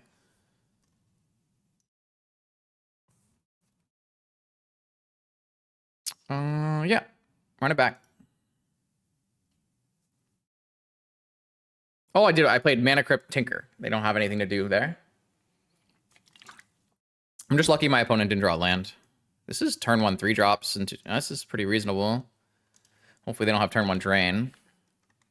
Because if I can play turn 1 Teferi, I guess they have 2 pyros. They usually have 2 pyros, right? Pyro, red elemental. This is time walk into turn 1 drain mana. Oh, DT. Probably force. Could be trap. I get trapped here too. Maybe I don't play a turn 1 Teferi and I instead just play like all my Moxen and all my 1-drops. Seems like it's so bad though. How many traps? Like 2 traps main and then just 2 traps main. Oh, this matchup is hard. This matchup is really hard. This matchup is really hard. Oh, you're right. We can't cast a fairy. That's true. I have 2 off-color Moxen. That is a very true statement. You can cast Tezzeret, though.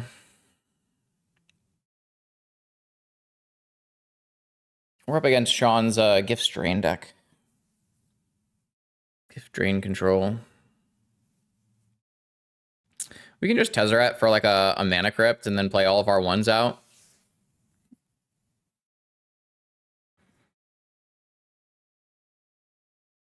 I think we have to get kind of lucky, but we'll see what happens.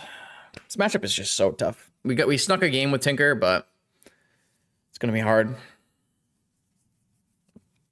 I wonder what he's thinking about. I assume like this demonic is either Ancestral, Force, or Trap. Yeah, I kind of agree, not me. I do kind of agree. Sorry, Ancestral, Force, or Trap, I think is what he's debating on this Demonic Tutor. It just depends on the content of his hand.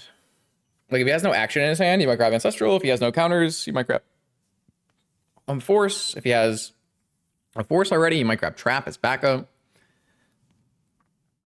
Lotus? His deck doesn't want to... Oh, I guess if he has a mana drain, he could technically grab Lotus. You're right.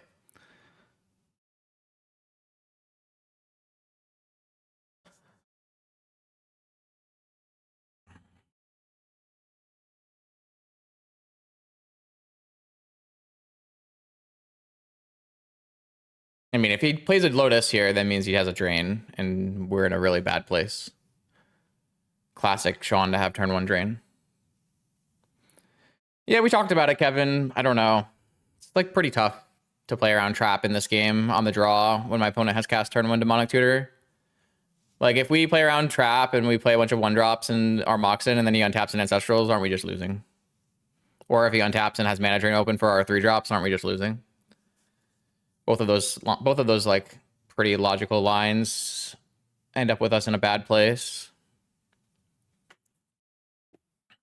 I mean, he knows that I want to play around Drain and Trap. Like, he knows I have the knowledge and foresight to want to do those things, but will I actually have the ability to do those things with my hand? You know, kind of unlikely because I'm on the draw.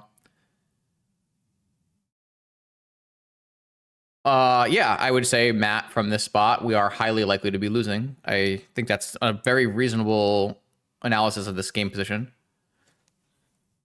It's an extremely tough matchup. Our cards do not line up well against what my opponent is doing. Our opponent's cards line up extremely well against our game plan. Like, if you look at like what this deck is doing, like this deck is playing main deck Mindbreak Trap. This deck is playing Mana Drain. And our deck is about resolving 3 and 4 mana spells on turn 1. Like, it's just a complete counter to what we want to be doing.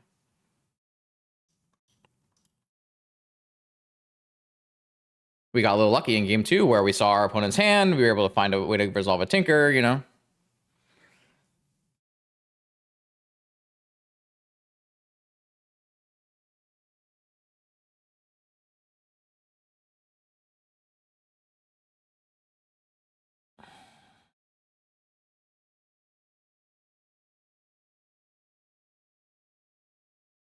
What is our plan with Tez? I'm just going to get a Mana Crypt and play out my 0s and 1s, I think. All right, my opponent did not play a Lotus, so we think our opponent DT'd for Ancestral or Mindbreak Trap or Force of Will. And I think I agree with not me that playing around Mindbreak Trap here just doesn't make any sense. And I'm interested in just seeing if I can get underneath these mana drains with my 3-drop.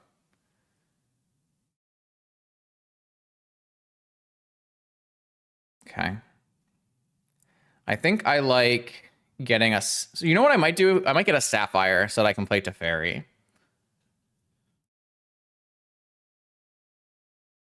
And play out my Lantern.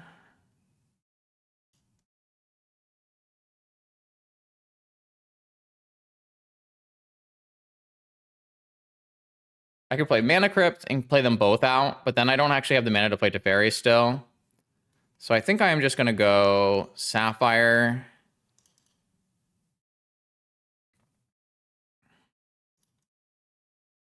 I'm going to play Lantern, hit the Demonic Tutor, and have an extra barrier. I think this means my opponent probably got Ancestral Recall with their Demonic Tutor.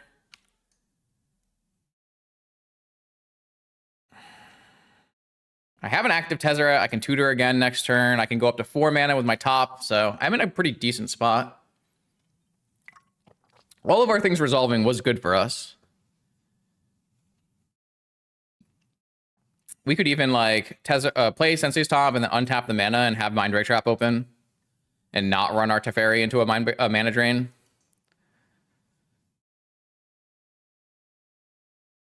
Yay, this is as good as it could have gone. So there is a Lotus. Interesting. Was it a sandbagged Lotus? Playing around trap, maybe? Or was it a ripped Lotus off the top? If they went for the combo, the combination of having a Lantern in play and a trap in our hand might be enough to save us.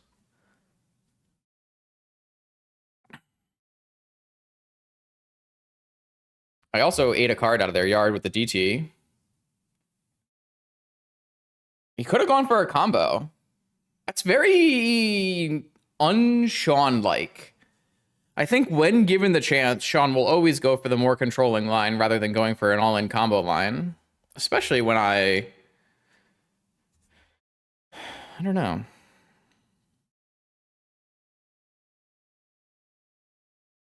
It'll be interesting to see what happens. Lantern Trap gives us a nice layer here, though, to protect us against a combo kill. It might not be enough, but we'll see. Oh. I don't know. Yeah, I would say that this is a good deck that is not super underplayed. I think just maybe only slightly underplayed. It's a very polarizing deck. So it requires certain metagames and certain configurations to be on. Like, you have to have your sideboard and tutor toolbox lined up for the correct metagame of the week. And then I do think that it's a hard deck to play and that people don't play it in the same way that Sean, the creator, plays it, which contributes somewhat to its less popularity and also less success on hands of other pilots. Though it's not like this has bad success. It actually does perform quite well, especially among some of the higher skilled pilots. So I don't know. That kind of answers the question. I think it is an actual good deck and it isn't underplayed.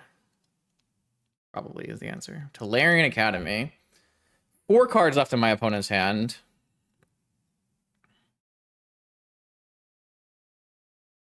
Chain of Vapor on my Soul Guide Lantern. Always has a Chain of Vapor up his sleeve. Do I have any value in cracking Lantern to get rid of 1 card?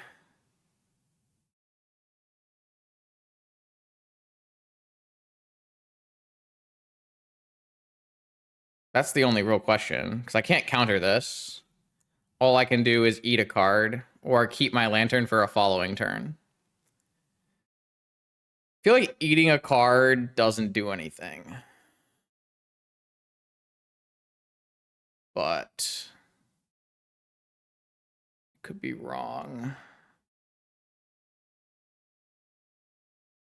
I mean, surely I'm hitting the breach with my trap.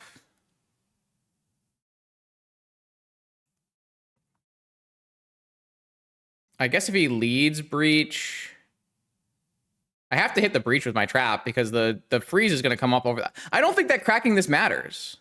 I think holding it is better because being able to trap my opponent on their breach and then still have a Lantern afterwards is better. Like, the only way cracking a Lantern here is good is if it means he can cast a spell from his yard. But I am always going to trap the breach because I have to play around Brain Freeze, right? So there's just no reason to crack this.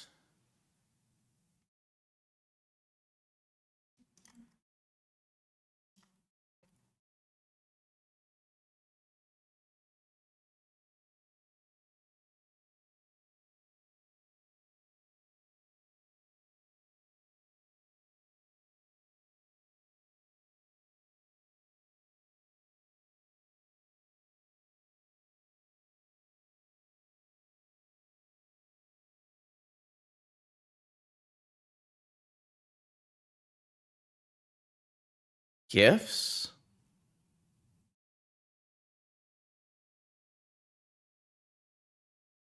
I feel like gifts just resolves.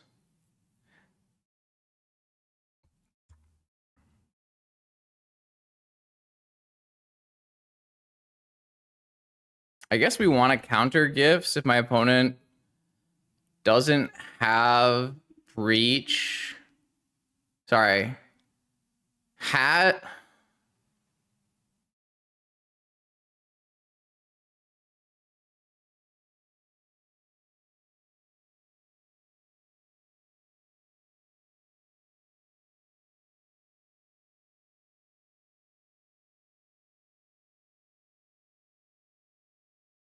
Looks like I'm going to end up being wrong about the one lantern removal mattering.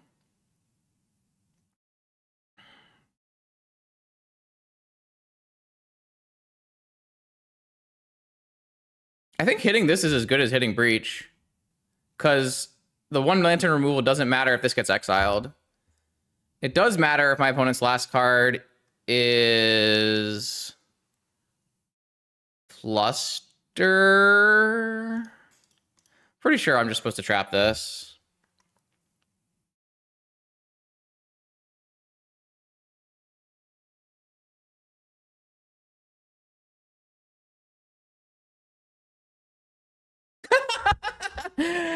Oh, hell yeah. Soul Guide Lantern. Remember, chat. Soul Guide Lantern doesn't matter. Completely doesn't matter. That's big. So yeah, we get to go Teferi Soul Guide next turn here. If we draw mana, we could even go like Vexing Pobble as well. Yeah, I'm interested to see what his cards were. Is he still here?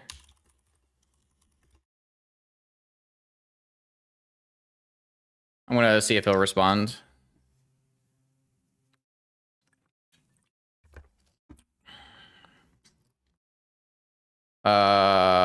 Their last card.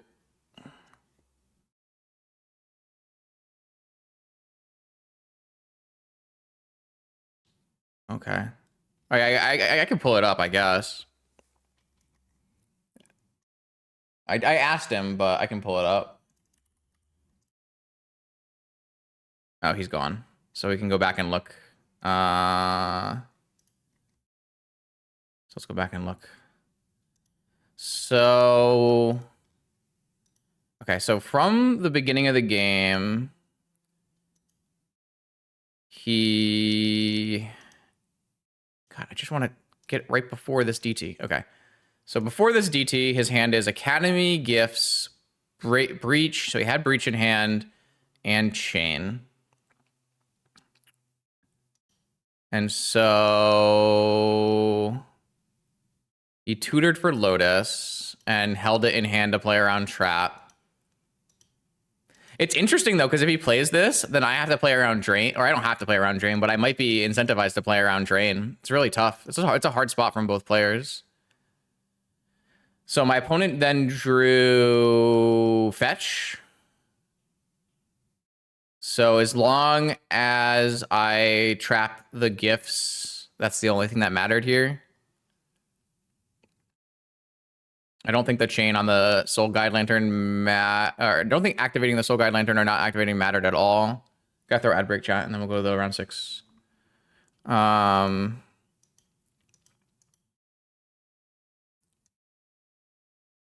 If he played Fetch Land, does it matter? No, because he need the Academy mana to play Breach after, right? And so me not cracking didn't change anything. because he still didn't have enough cards to breach anything back. What if he had double chained himself first? But then I would have cracked, right? If he double chains himself, I just crack. And he only makes +1 mana or something. So I don't think that would have... I think that would have been bad for him. So yeah, and then from this spot, I still have a lantern in my hand, so he just leaves, which makes sense. Wow, I mean, really cool games, really cool games. One more. All right, here we go. Sixth and final round of Swiss here. We are 4-1, but we have abysmal tiebreakers, so we do need to win this round to top 8. Unfortunately, we've been paired into Montolio, so a very hard vintage challenge here for us. And Montolio is on Esper control or blue-black Lurrus control, which is a really tough matchup as well, so a bad place to be.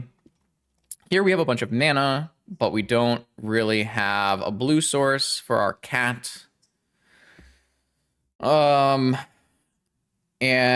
this Mystical Tutor is awful. This hand is really bad. I'm just gonna mulligan this hand. This hand is much, much, much, much, much better. It's a CRK hand. But this mulligan is hurting me. I think the answer is just bottom the sink and play towards Ancestral to start.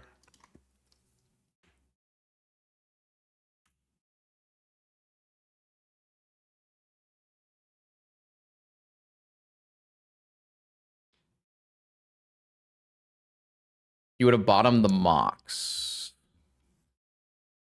Feels real greedy, but I can see the vision. Yeah, I think that's reasonable. I think it just feels real greedy.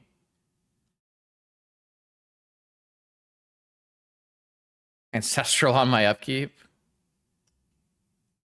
A CRK hand is a hand that has natural Volt Key with no tutors.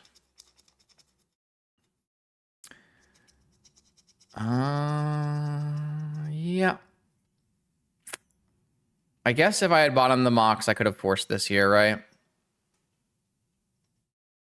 So, pretty big punish for my choice.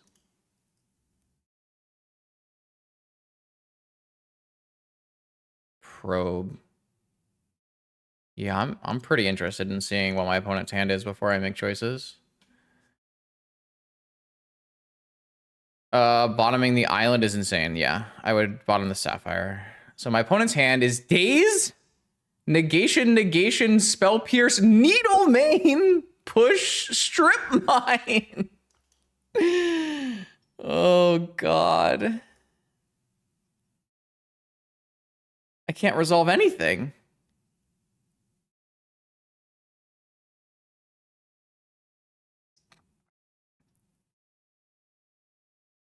All right, I'm gonna go Saga, Sapphire.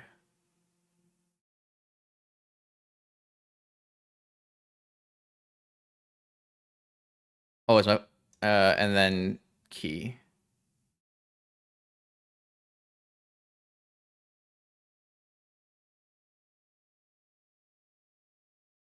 Pass.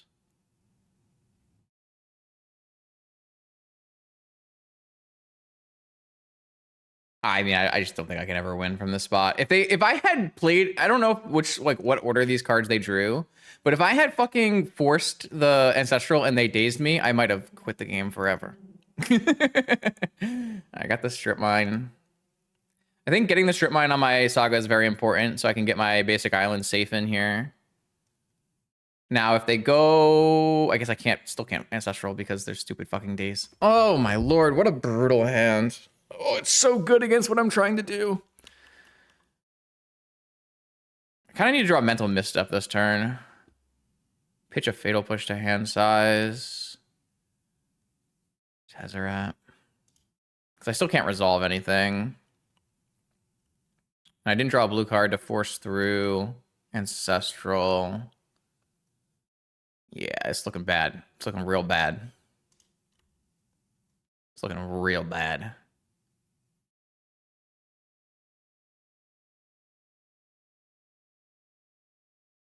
Is this going to be key on time? Needle on time vault. It's going to be needle on time vault almost assuredly.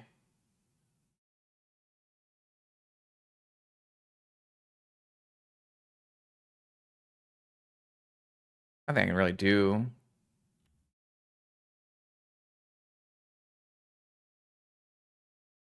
Ancestraling now into Spell Pierce is not a good idea. Oh, they just named key. Sure. That's actually really good for me. I need to hit mana. Just need to hit mana. It's a blue card at least. So now what I can do is Ancestral on their upkeep and force the Spell Pierce.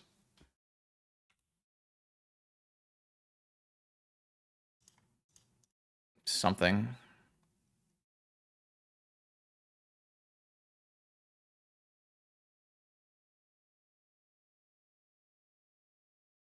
I need to hit mana to get out of this game, so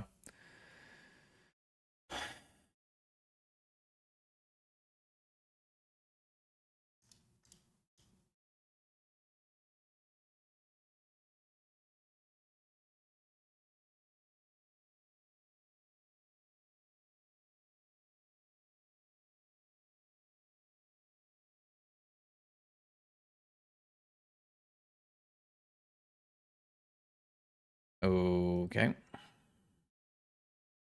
Well, naming key is pretty good against this top draw. Their hand is negation, negation, daze, 2 unknowns. Tinker.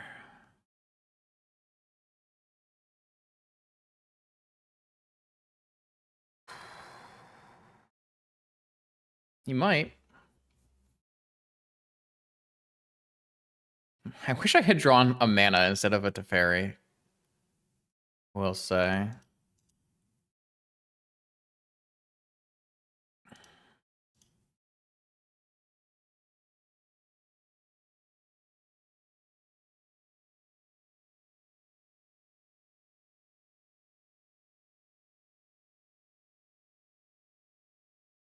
One more turn and you can start holding up hardcast negations.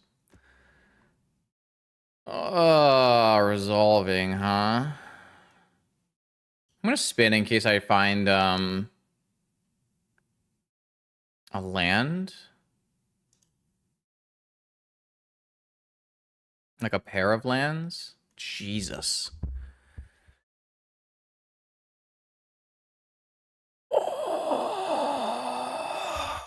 What is going on with my deck? Okay. Well, I'll keep a Force of Will, but I'm so far behind. I might just throw a Tinker into a Daze. Is this gonna be a Surveil land? Okay. I mean, at least it turns my Teferi into a card. The problem is I'm doomed. I have hard cast negation. They have days. What do we do? I mean, waiting is okay. The problem is I just don't have cards I'm drawing to at this point. I mean, you think he counters Time Vault with a negation? Does make my portable hole a lethal thing as well. I just like don't exactly know how I'm winning the game if I'm getting my Time Vault countered. I can always get it back with Karn, but then I'd have to really resolve Tinker to win. I don't think that's possible. Saga's in my yard already.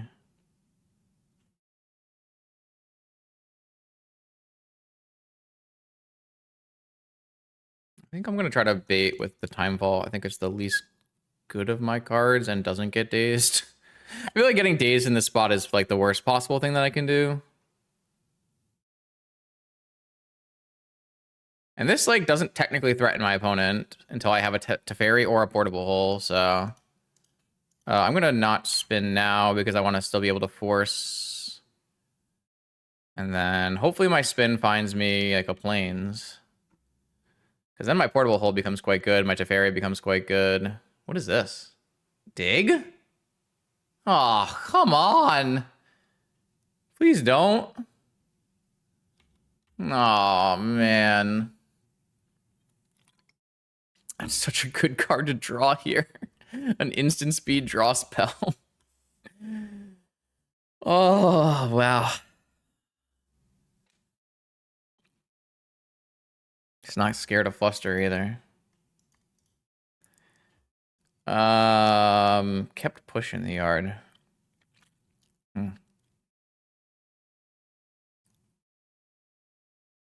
Is it worth turning my Teferi and my Force of Will into a force pitching something?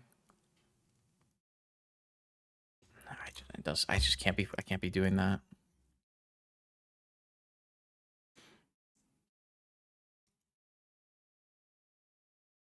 That's just like that's just inviting getting null rotted for no reason.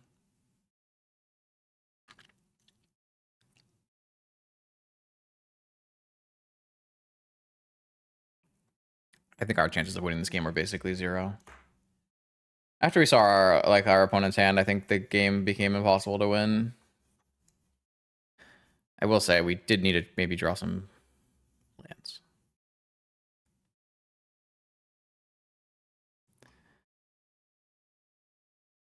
But we have Volkey on the table. Main deck Needle. Got him. Even I don't have main deck Needle. I did want to play main deck Needle in my deck. I just couldn't find a way to fit it. That's pretty good.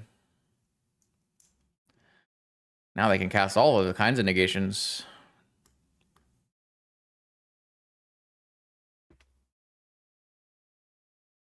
All right, how does one win this game? Why? I think my deck hates me. This is for that. You remember that person that we banned, chat? You remember back in round 2 or whatever, where we banned the troll who was like, just play 4 kittens. Just play 4 kittens. Just play 4 kittens.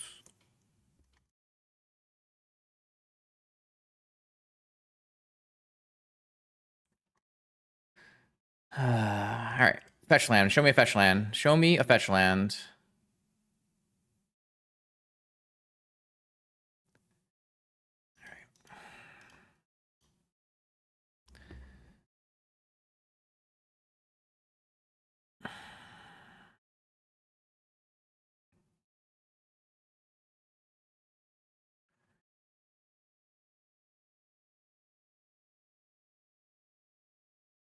Oh, I love kittens. That's why there are 3 of them in my deck.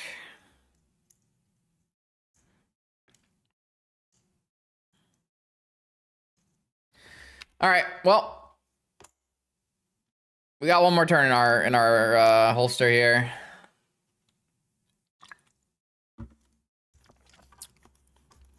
This was a rough game.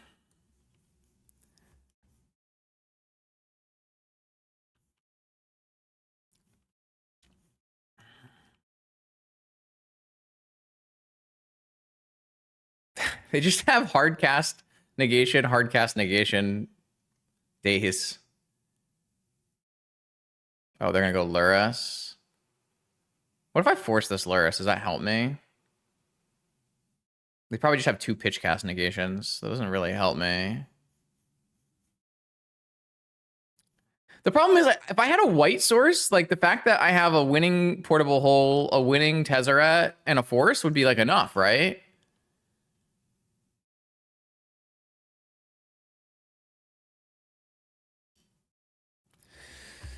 I've got 6 mana and a force. I can win with a Tezzeret, but we know they have double counter at least. If my Sensei's top spins and finds me a white source, I think we can win this turn if they have no other counter magic.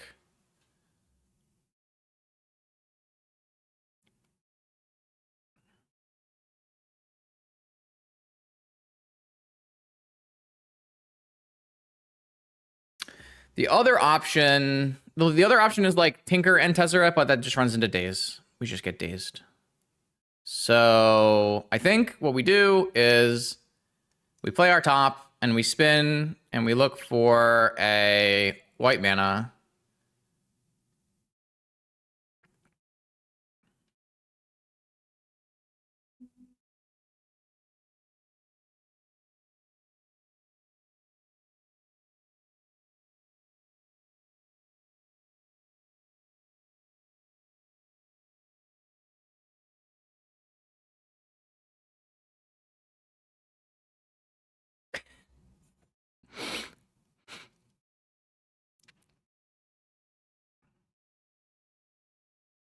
Yes, I know. I want to present 2 lethals with force backup against my opponent's 2 negations plus daze, but I cannot find a white source in my deck to cast my portable hole.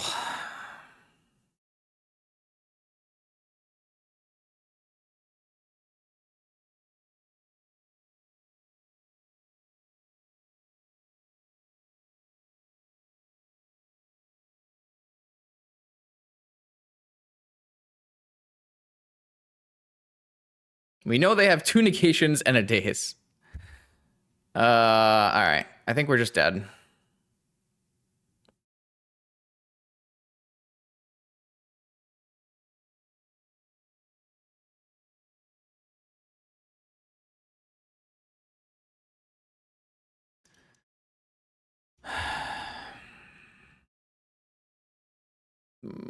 I would not count on Kitten to do anything here. That would be highly unlikely.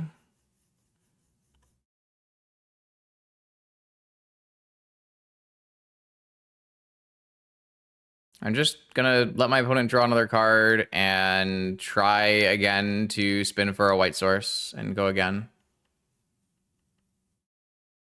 Even before, like, my opponent has been drawing a million cards, like, they're very likely to have a Fatal Push in their hand.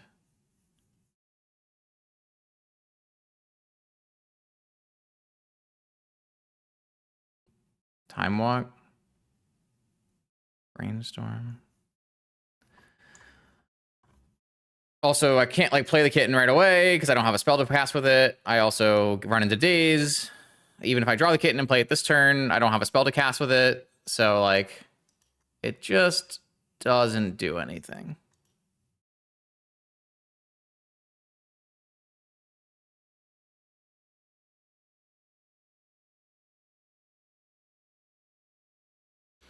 All right, well, you know my hand.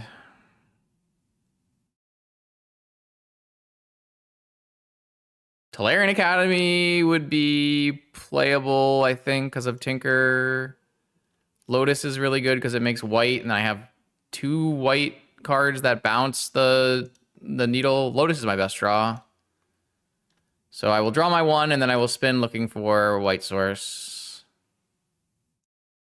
But I can also have Mental Misstep for Portable Hole, too, so. Another force. Well, it's better than nothing.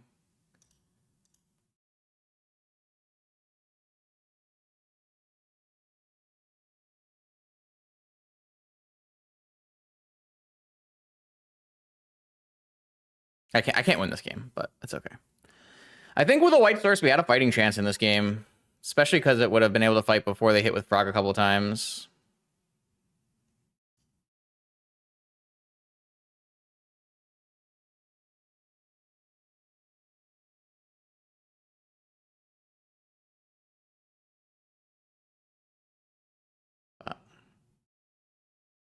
Also, like, Spell Pierce plus Daze does it now, so it's really tough.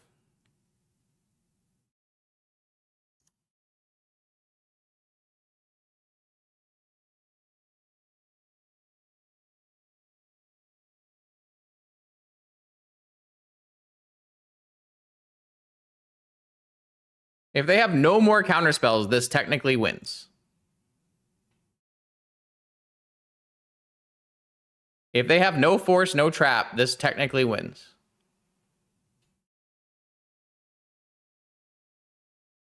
Yeah, they have main deck Mindbreak Trap. Am I deterministically dead from this spot? 3, 5, plus 4. Yeah.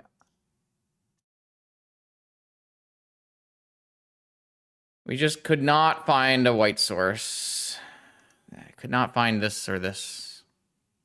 I think we had a pretty good chance in this game if we had a white source in our top 3 on the first spin, actually. I actually think we had a pretty solid chance, so... Not the worst showing against a turn 1 Ancestral with Daze back up into double negation. This matchup is so hard, though. Matchup is tough. So we talked about trying to like force our cards through, but I feel like it's so bad. I just feel like it's so bad. Montoliel always has those kind of cards in his blue-black deck. You get that when you don't have to play other colors. I'm going to take the one piece of change, though, and I'm going to try, instead of playing the Lantern, I'm going to play the Needle.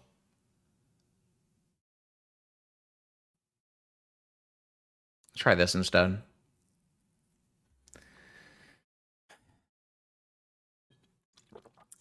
Honestly, for how badly we lost that game, we were really close, and I think that counts. I know it doesn't count towards the winning, but I think it counts in towards of like the deck and how the deck functions and evaluating the deck.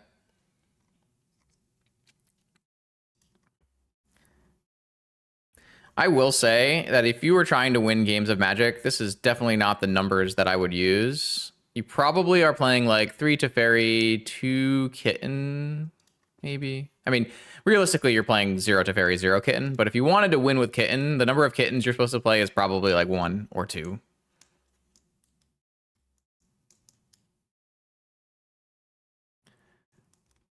We just didn't have enough threats, right? At the end of the game, we presented a lethal threat with 2 forces, which is pretty good. But we could have had 2 additional win the game cards by having, we had a Teferi, right?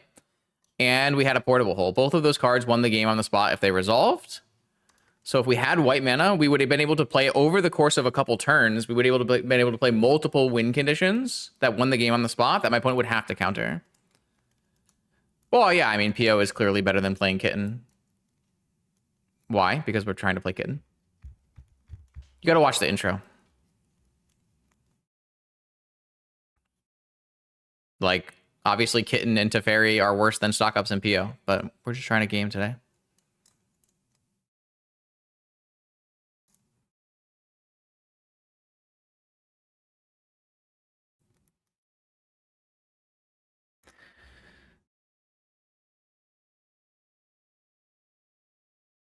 Yeah, I mean, if you're trying to win games of Magic, you should not be playing Displacer Kitten. But lucky for you, YouTube and Twitch viewers, I am not always trying my hardest to win the games of Magic. This hand sucks. If I had another Moxen, it'd be pretty good, though. This deck might need another mana. No, not the basic Plains Ancestral. I mean, we're keeping it. It's fine. We've got a Sensei's Top. We've got lots of blue sources in our deck.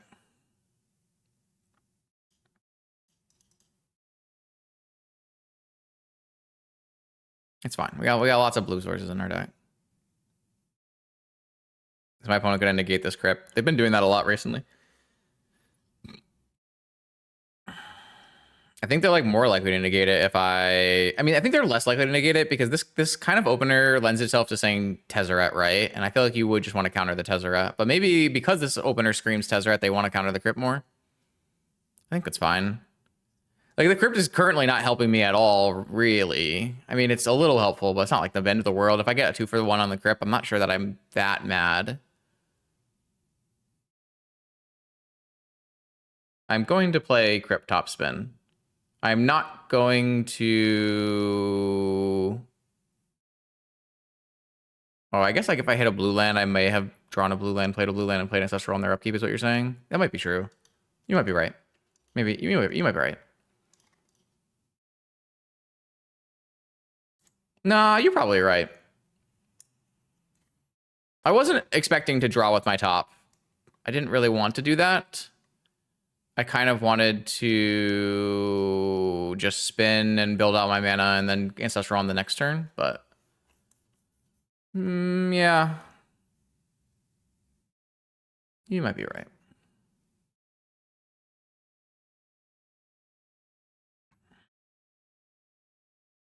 Underground Sea. I think I'm going to natural draw here without spinning. I really want to just be able to draw a land. So I can have swords up on their turn.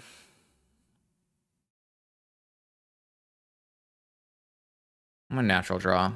It's a little greedy, but it's a really big payoff.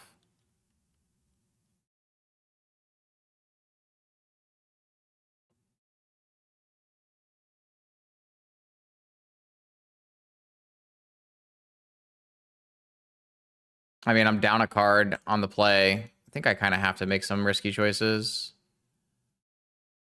Oh, I love it. I love it. I love it. I love it. These are beautiful cards to see.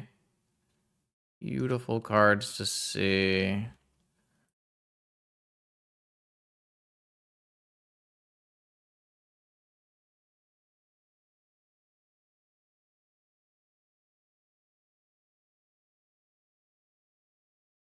I want all of these cards, though, but I want to cast Ancestral. I don't really know how to remedy that. I don't want to lose my top, though.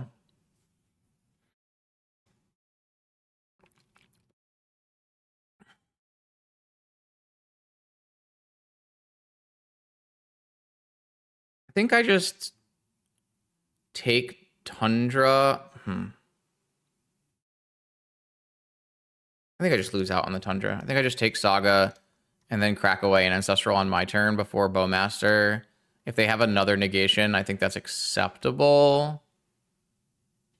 I think another negation is acceptable, but Pierce would be a really big problem. So I think I'm just going to fetch a basic island, have my mana covered, and cast Ancestral right now.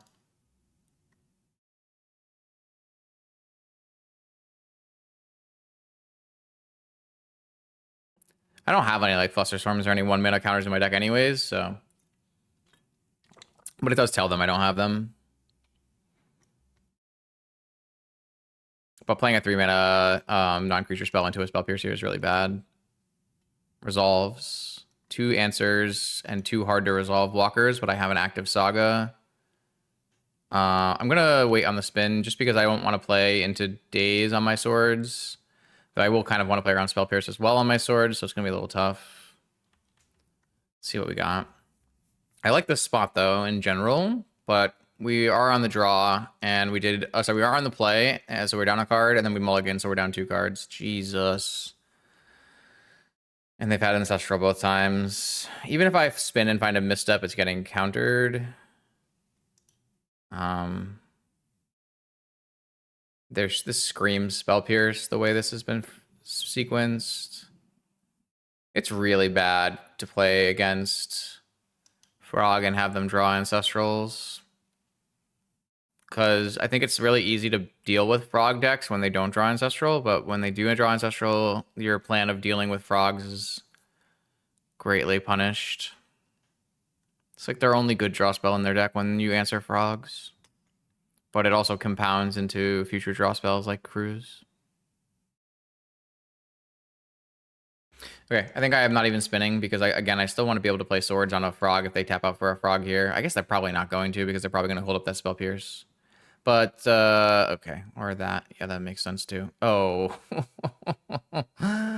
Yeah. Yeah, unfortunately, our game plan is not going to be very good against opponent who has that hand, sadly.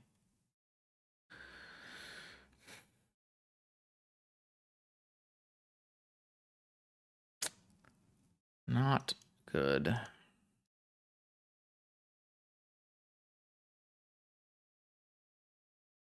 Yeah, I mean, they went down a card for negation, but it doesn't even matter.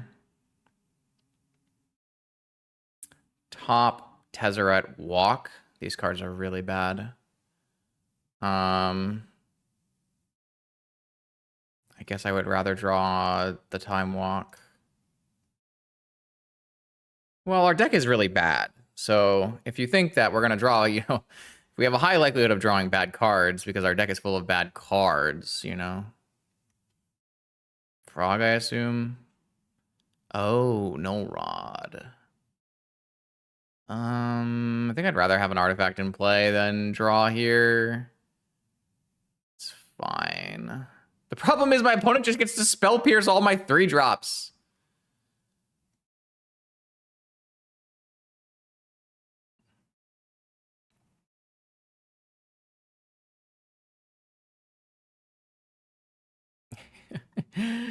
It's really bad for me. I'm gonna fetch and I'm gonna portable hold a beta spell pierce so I can try to play a 3-drop.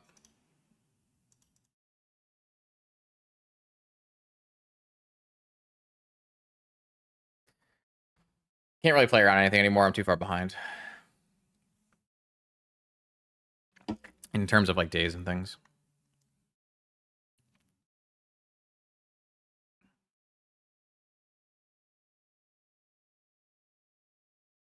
Ah, man. We just played against a lot of control decks today with our all-in combo deck, and it was been very rough. Oh, it resolved. Probably means our 3-drop's not resolving, but mental misstep. Well, at least we have multiple 3-drops. Tough area. Yeah, we read that one like a book. Unfortunately, is there some kind of analogy I could do with that statement? We read up like a book, but unfortunately we can't read. I don't know. Something. There's got to be something there.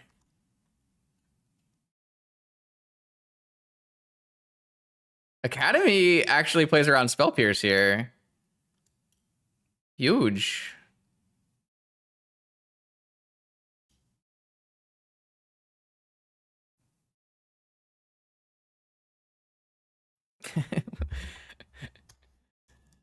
I got forced anyways.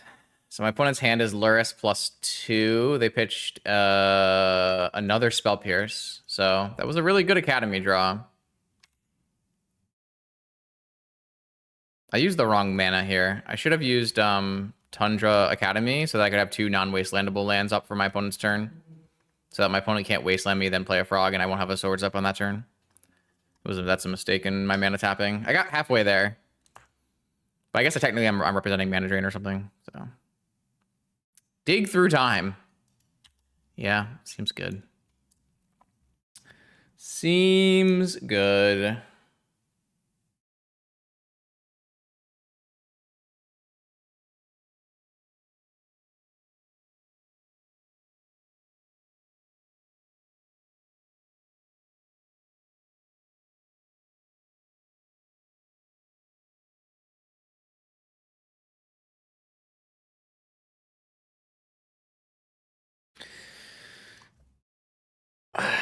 I don't know. Like, this is the kind of match where sometimes you get vintage, right? And that's acceptable. The problem is we lost one match that we had a little bit of agency in, and that was the match we needed to make sure we won. Our breakers are just impossibly bad. We might lose this round in like not top 16. Ah.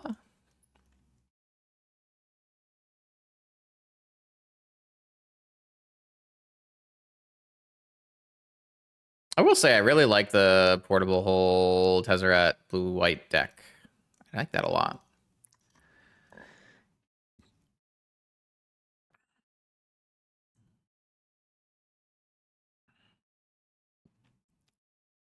Hopefully my opponent has no more spell pierces left. And maybe we can jam a Karn next turn. The problem is Karn's not very good against my opponent's deck. Frog? Oh, another Null Rod.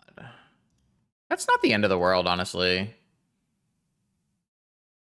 Displacer Kitten Tezzeret. Force blue card. So I think we draw Kitten and then cast Tez. Sorry, cast Karn. We don't really have very many good things here. We have a lantern, I guess. We have a cage because we have the needle in our main, right? So we can't get needle.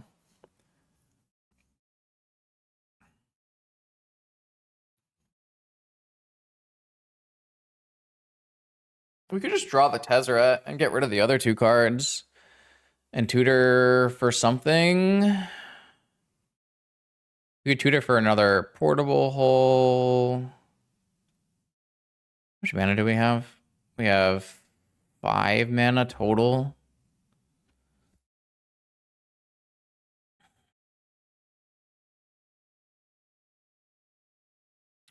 What we could do is we could draw Tez Kitten with our top. We could spin, hold priority, draw Tez and Kitten, and then we can go Tez and shuffle away our force and our top. Then we lose out on our Academy mana. It's probably bad. It's probably not the end of the world.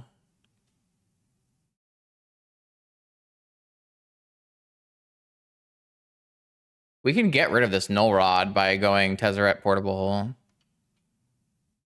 I'm gonna try that.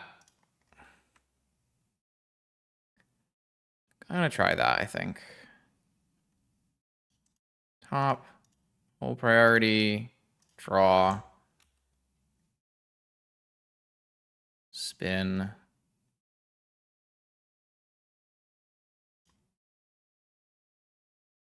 Resolve.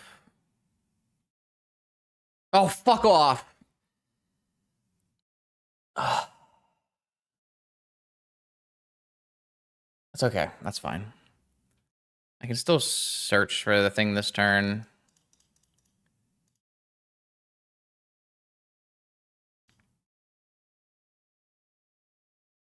Is it correct to search this turn? I wish I had kept my force now. Oh well.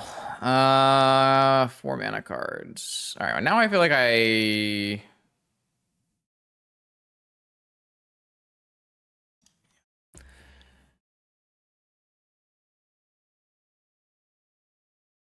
should grab another portable.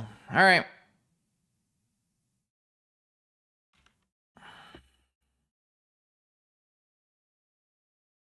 We know their hand is Lurrus +3.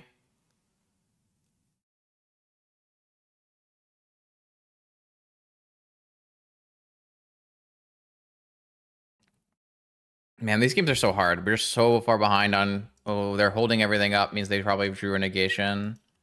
So they have a negation for my portable hole. I mean, Tinker is pretty interesting. I think I just need to get my portable hole negated.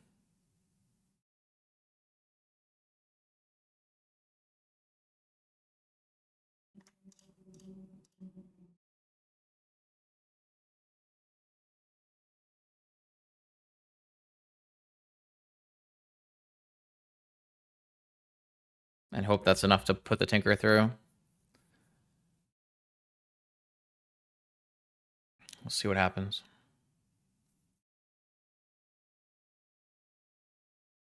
Hardcast Trap on my portable hole. I will untap your Null Run. Got him. All right, so my hope and dream here is my opponent taps out for Lurrus, and then I swords it, and then they spell pierce my swords. That's so bad for me. That's so bad for me. I feel like my opponent's gonna like wasteland me and have force now. Oh, so bad for me.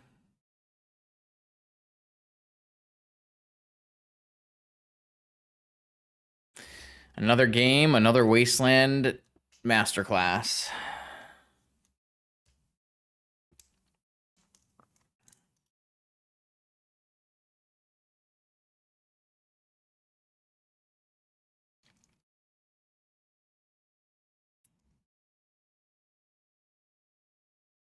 Oh, all right. Well, we are very close to running out of options here, so see how it goes. This is game 2. Probably need to play a little faster too. DT. Well, they can't DT for Ancestral because they've already cast Ancestral, but they can DT for Strip Mine. So that's not good.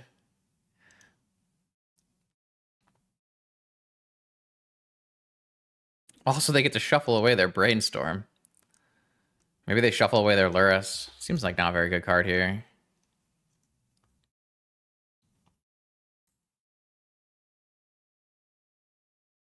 Man, I hate playing against Wasteland. It sucks. Oh, they didn't go Wasteland. Does that mean they went Frog? That's the best case scenario. Oh, that's the best case scenario. That's so good for me. Yeah, Frog. Oh, they went Cruise. Damn. Okay, well, that's not the best case scenario, but maybe my opponent doesn't have a counterspell. Or we draw land. Just keep drawing this stupid kitten. Every time I draw another kitten after being Wasteland out of 4 mana, I am more and more justified for banning that one troll at the beginning of the stream. All right, well, I'm going to jam and see how this goes. Yeah, they drew a Spell Pierce. I don't know. There's like not much I can really do. My opponent just got me. Too many draw cards. They were never even hit with a frog. Never even hit with a frog. A new Tezzeret. Tezzeret doesn't do anything, so. Yeah. It just doesn't do anything.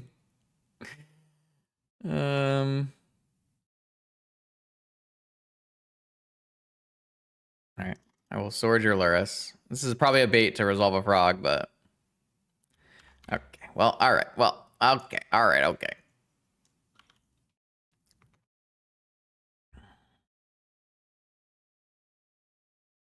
Man, this has not been fun. This has not been very fun.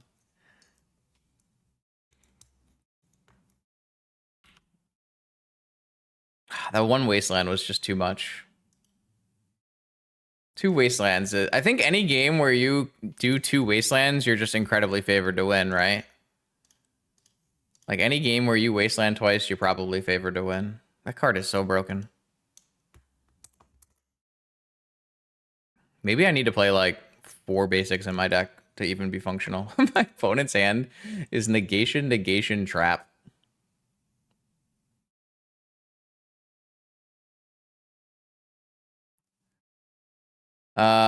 So I think I need to get the trap out of my opponent's hand. So I'm gonna take 3 and get a kitten in.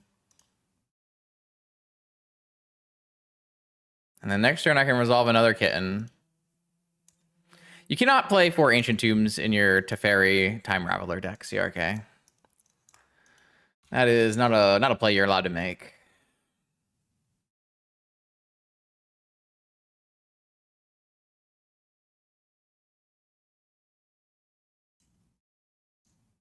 Yeah, I mean, the real response to that is you probably shouldn't be playing Teferi Time Raveler, but I thought that's much more interesting than playing the same mono blue PO thing, mono blue Ancient Tomb stuff that we've been playing the whole time. All right, this at least blocks Lurrus, so we got that, which is nice. Never mind.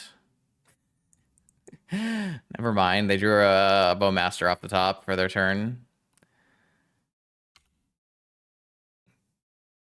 So now I can't block. And all my spells get negated. Yeah. Well.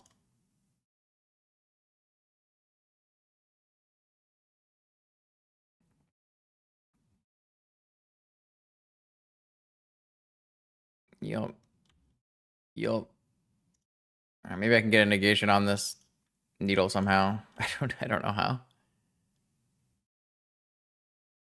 It doesn't look like it.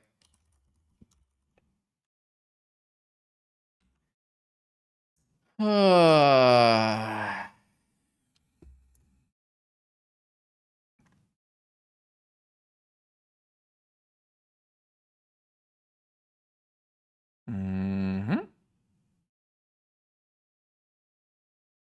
What'd you draw this turn? Frog?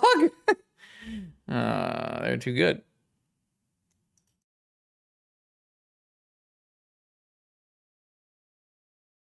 Got him.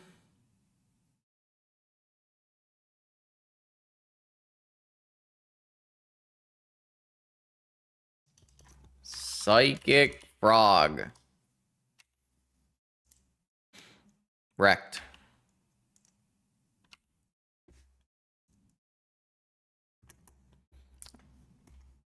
So I lost to 2 Lurrus control decks. I think that's a pretty acceptable 4-2, honestly. The fact that we were able to beat Sean, I think, is quite lucky. We did kind of roll over the non-Lurrus control decks, so...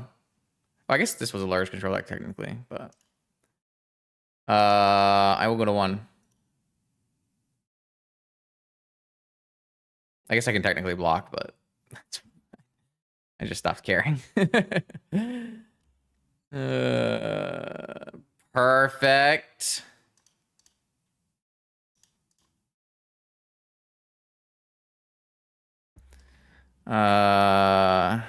That's rough, buddy. And then I will do it again, and I will do a good day to pie. And then I'll do it again, and I'll do quick chat. You got like 10 seconds to think of a good one. Despair. Despair is a good one. And we got one more, and we will do Abandon Hope, a classic. I'll concede. I got 13th. Our Rakers got better. We couldn't have missed top 16, so that we got that going for us. Okay, so a 4-2 with Displacer Kitten. We did like 1 Kitten combo and mostly just 1 by casting Tinker, which is kind of the norm for this kind of deck. I would rather go 4-2 and sometimes have the chance of kittening than go 0-6 and never have, not have Tinker in our deck, right? I think it makes for better content that way. As for if you want to play this list, I would recommend not. It's just going to be so much worse than playing any version of like Blue Raker or Ancient Tomb PO or anything with stock ups and POs. But I will say we had a pretty good time and we had some fun and we did resolve some kittens. And Teferi is I will say, if you can resolve a Teferi, Teferi's super strong. We won a lot of games by resolving Teferi. So that's something to keep in mind for the future. I do think that there's a home for Teferi, especially in like a Quantum Riddler big blue control deck. I think Teferi fits in that deck pretty well. So I still think you should keep being on the lookout for decks that can play Teferi. I know they're few and far between with Lurrus existing, but I do think Teferi is a good card. It is unfortunately a little awkward of a card versus Orcish Bowmaster, but it's not like the worst card ever against Orcish Bowmaster. So what else? I do really like Tezzeret in a blue-white portable hull shell. I don't exactly know what the best version of that looks like. It probably involves these being stock ups and these being POs, and your deck is what, CFO PO? And it probably involves like 2 Tezzerets instead of 4 Tezzerets. But I do think that Tezzeret is really strong. Tezzeret and PO is really strong. Tezzeret and Portable Hull is really strong. Tezzeret and mana fixing.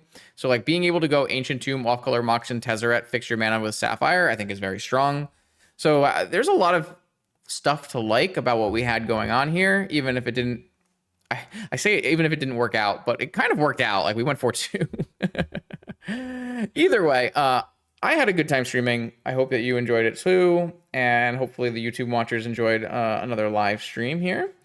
New videos on my YouTube channel every Monday, Wednesday, and Friday. See you then.